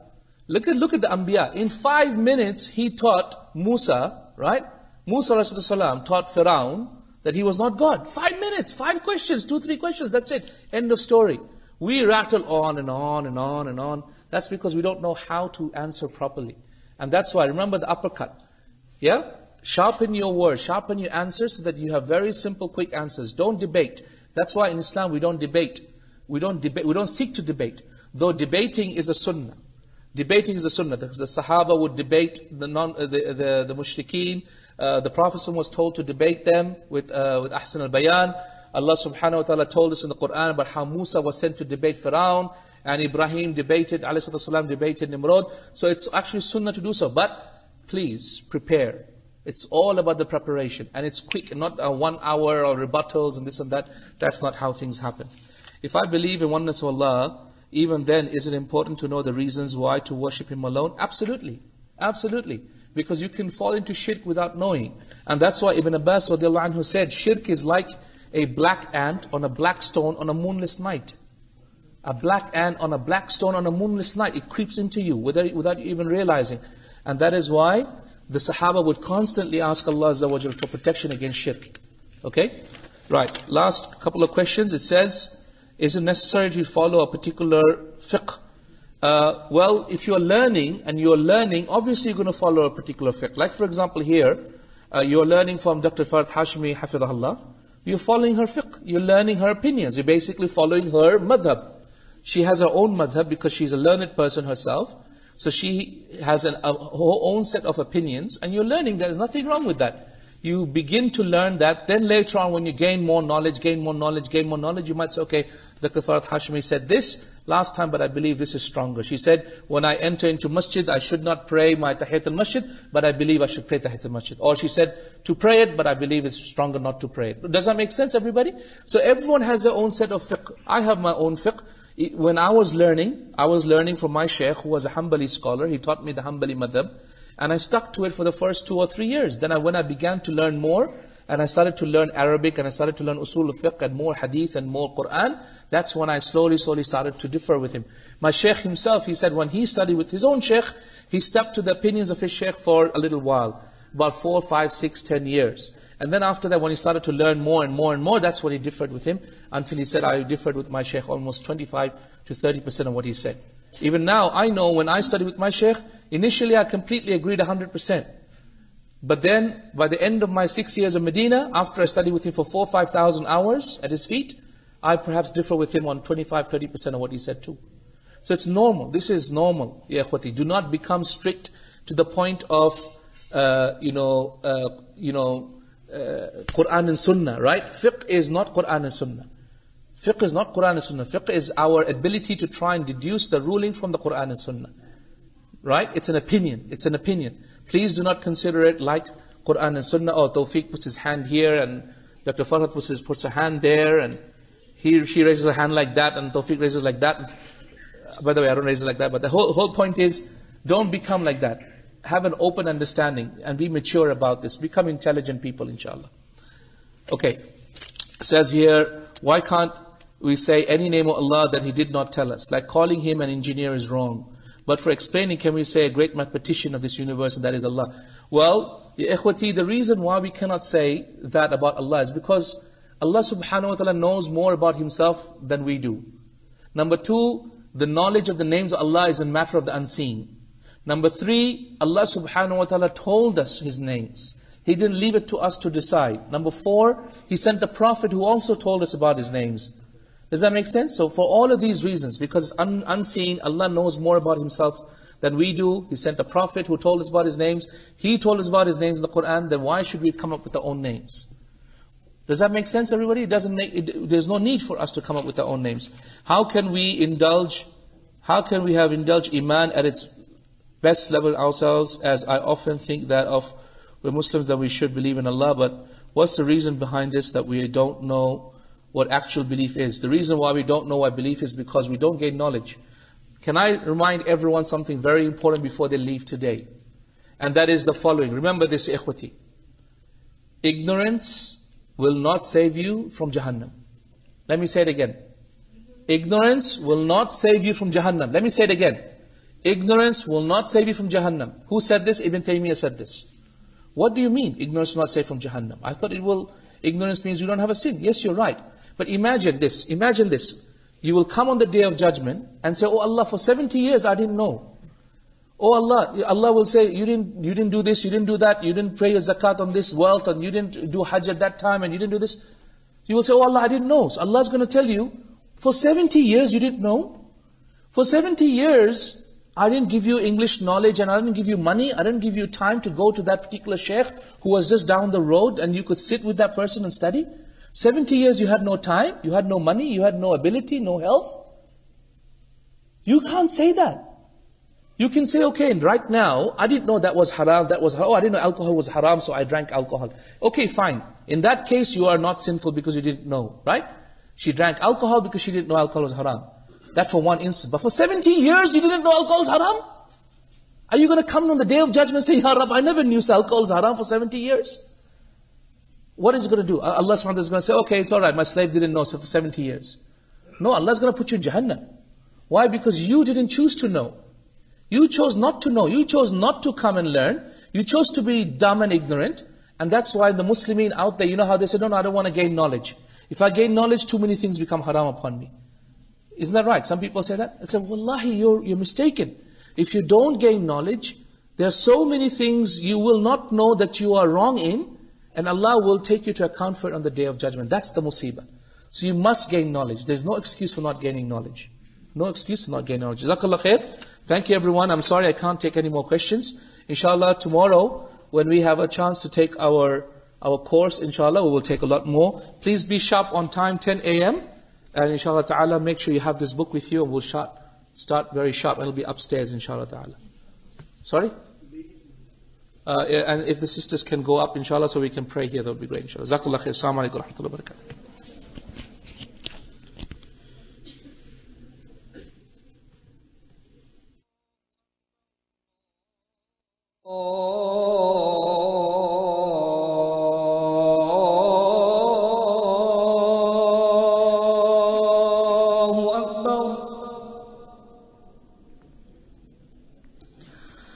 الله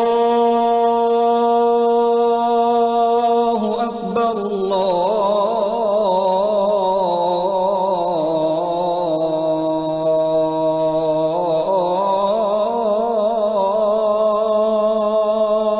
الله أكبر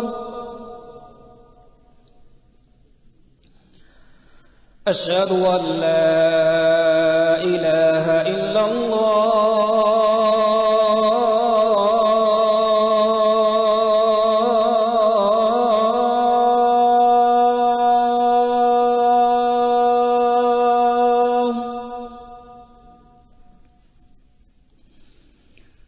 أشهد أن لا إله إلا الله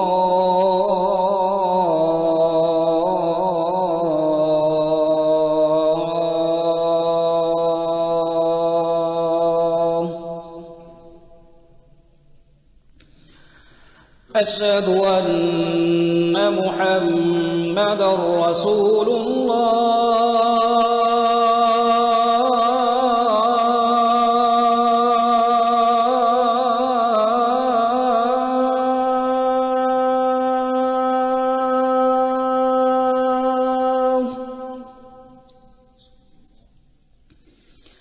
أشهد أن محمدًا رسول الله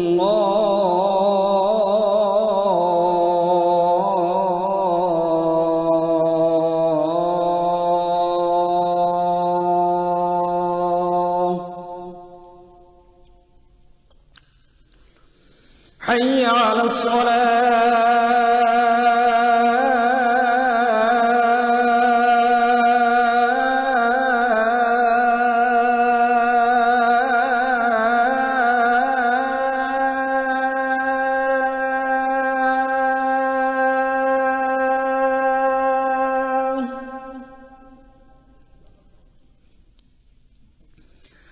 حي على الصلاة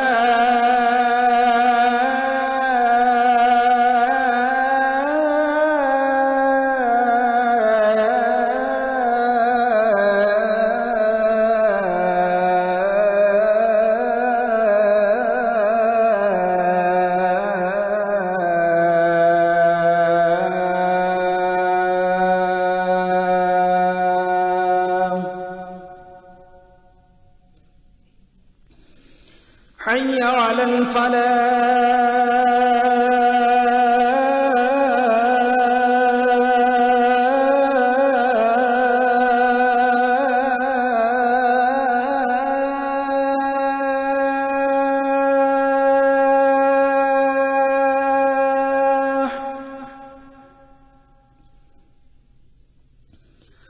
حي على الفلاح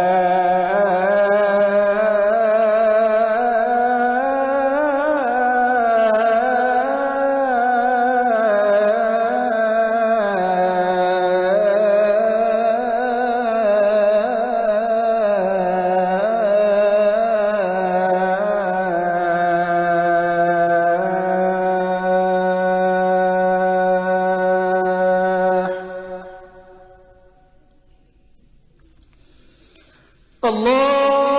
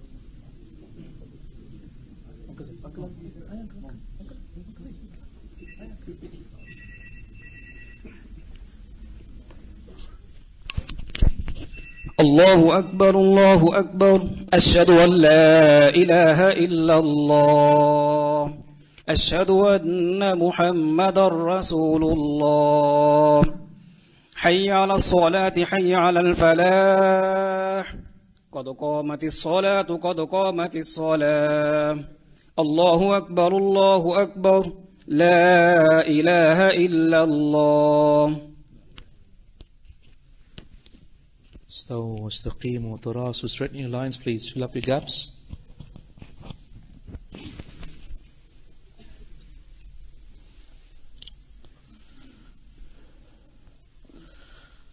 الله أكبر. سبحان الله.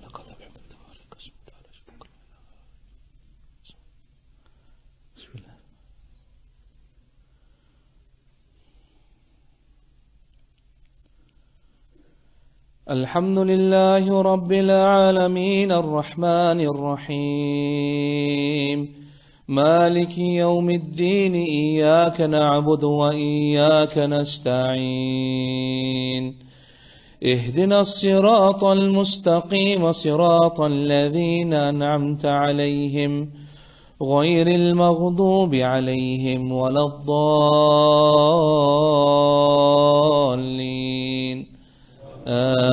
آمين.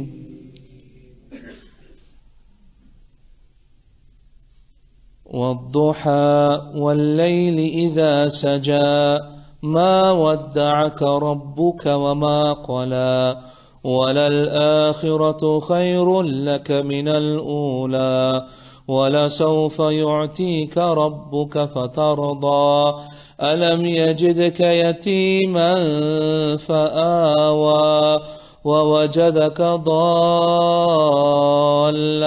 فهدى ووجدك عائلا فأغنى فأما اليتيم فلا تقهر وأما السائل فلا تنهر وأما بنعمة ربك فحدث. الله أكبر.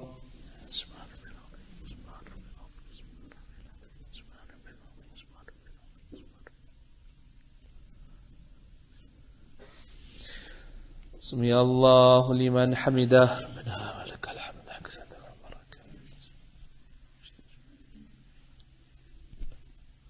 الله أكبر.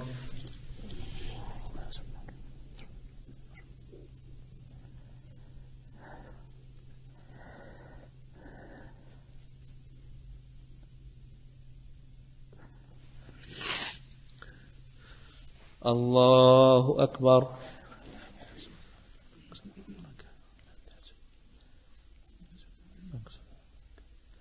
الله أكبر.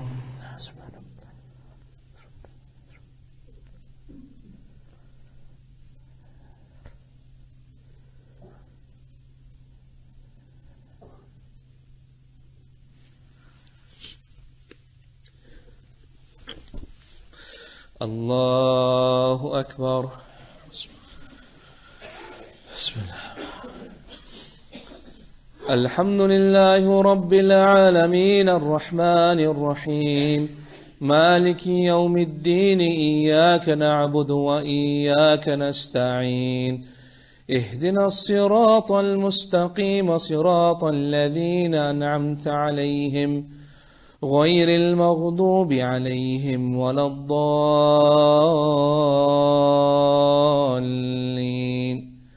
آمين.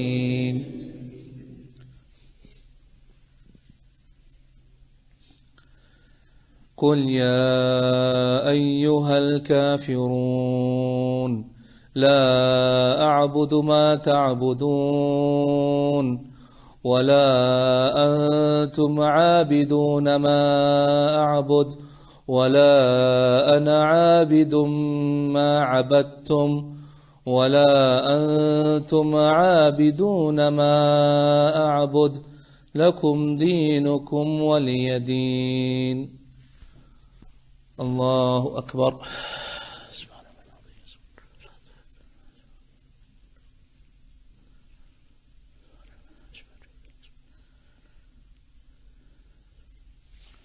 سمع الله لمن حمده ربنا ولك الحمد.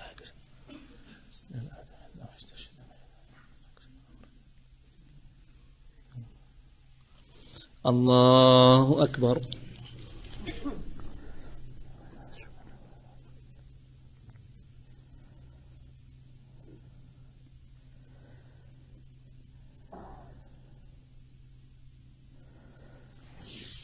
الله أكبر.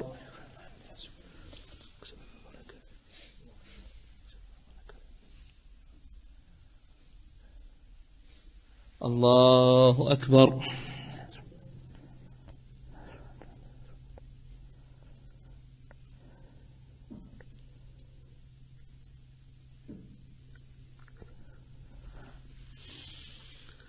الله أكبر. تحيات الله.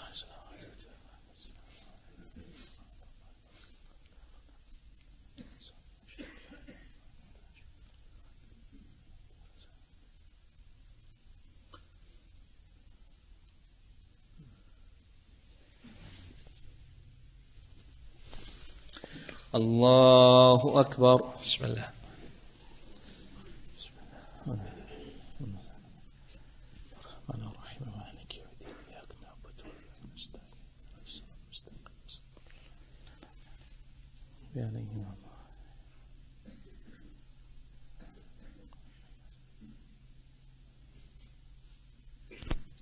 الله أكبر.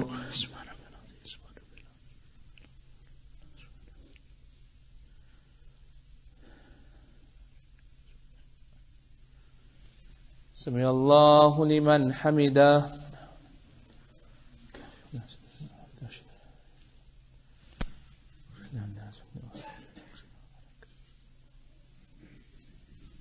الله أكبر.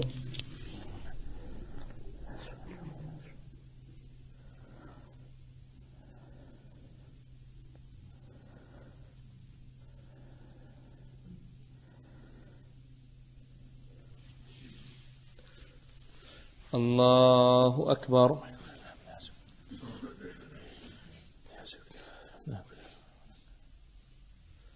الله أكبر.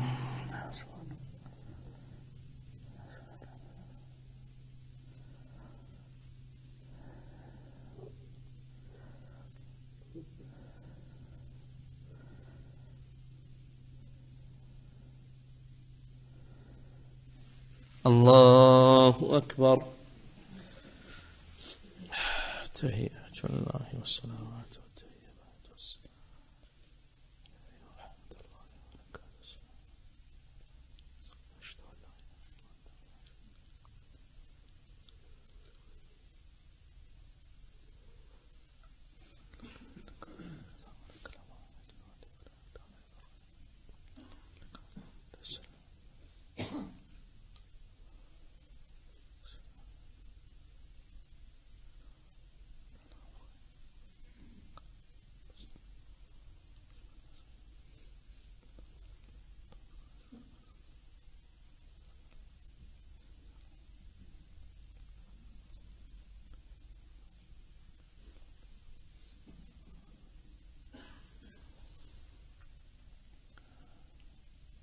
السلام عليكم ورحمة الله. السلام عليكم ورحمة الله.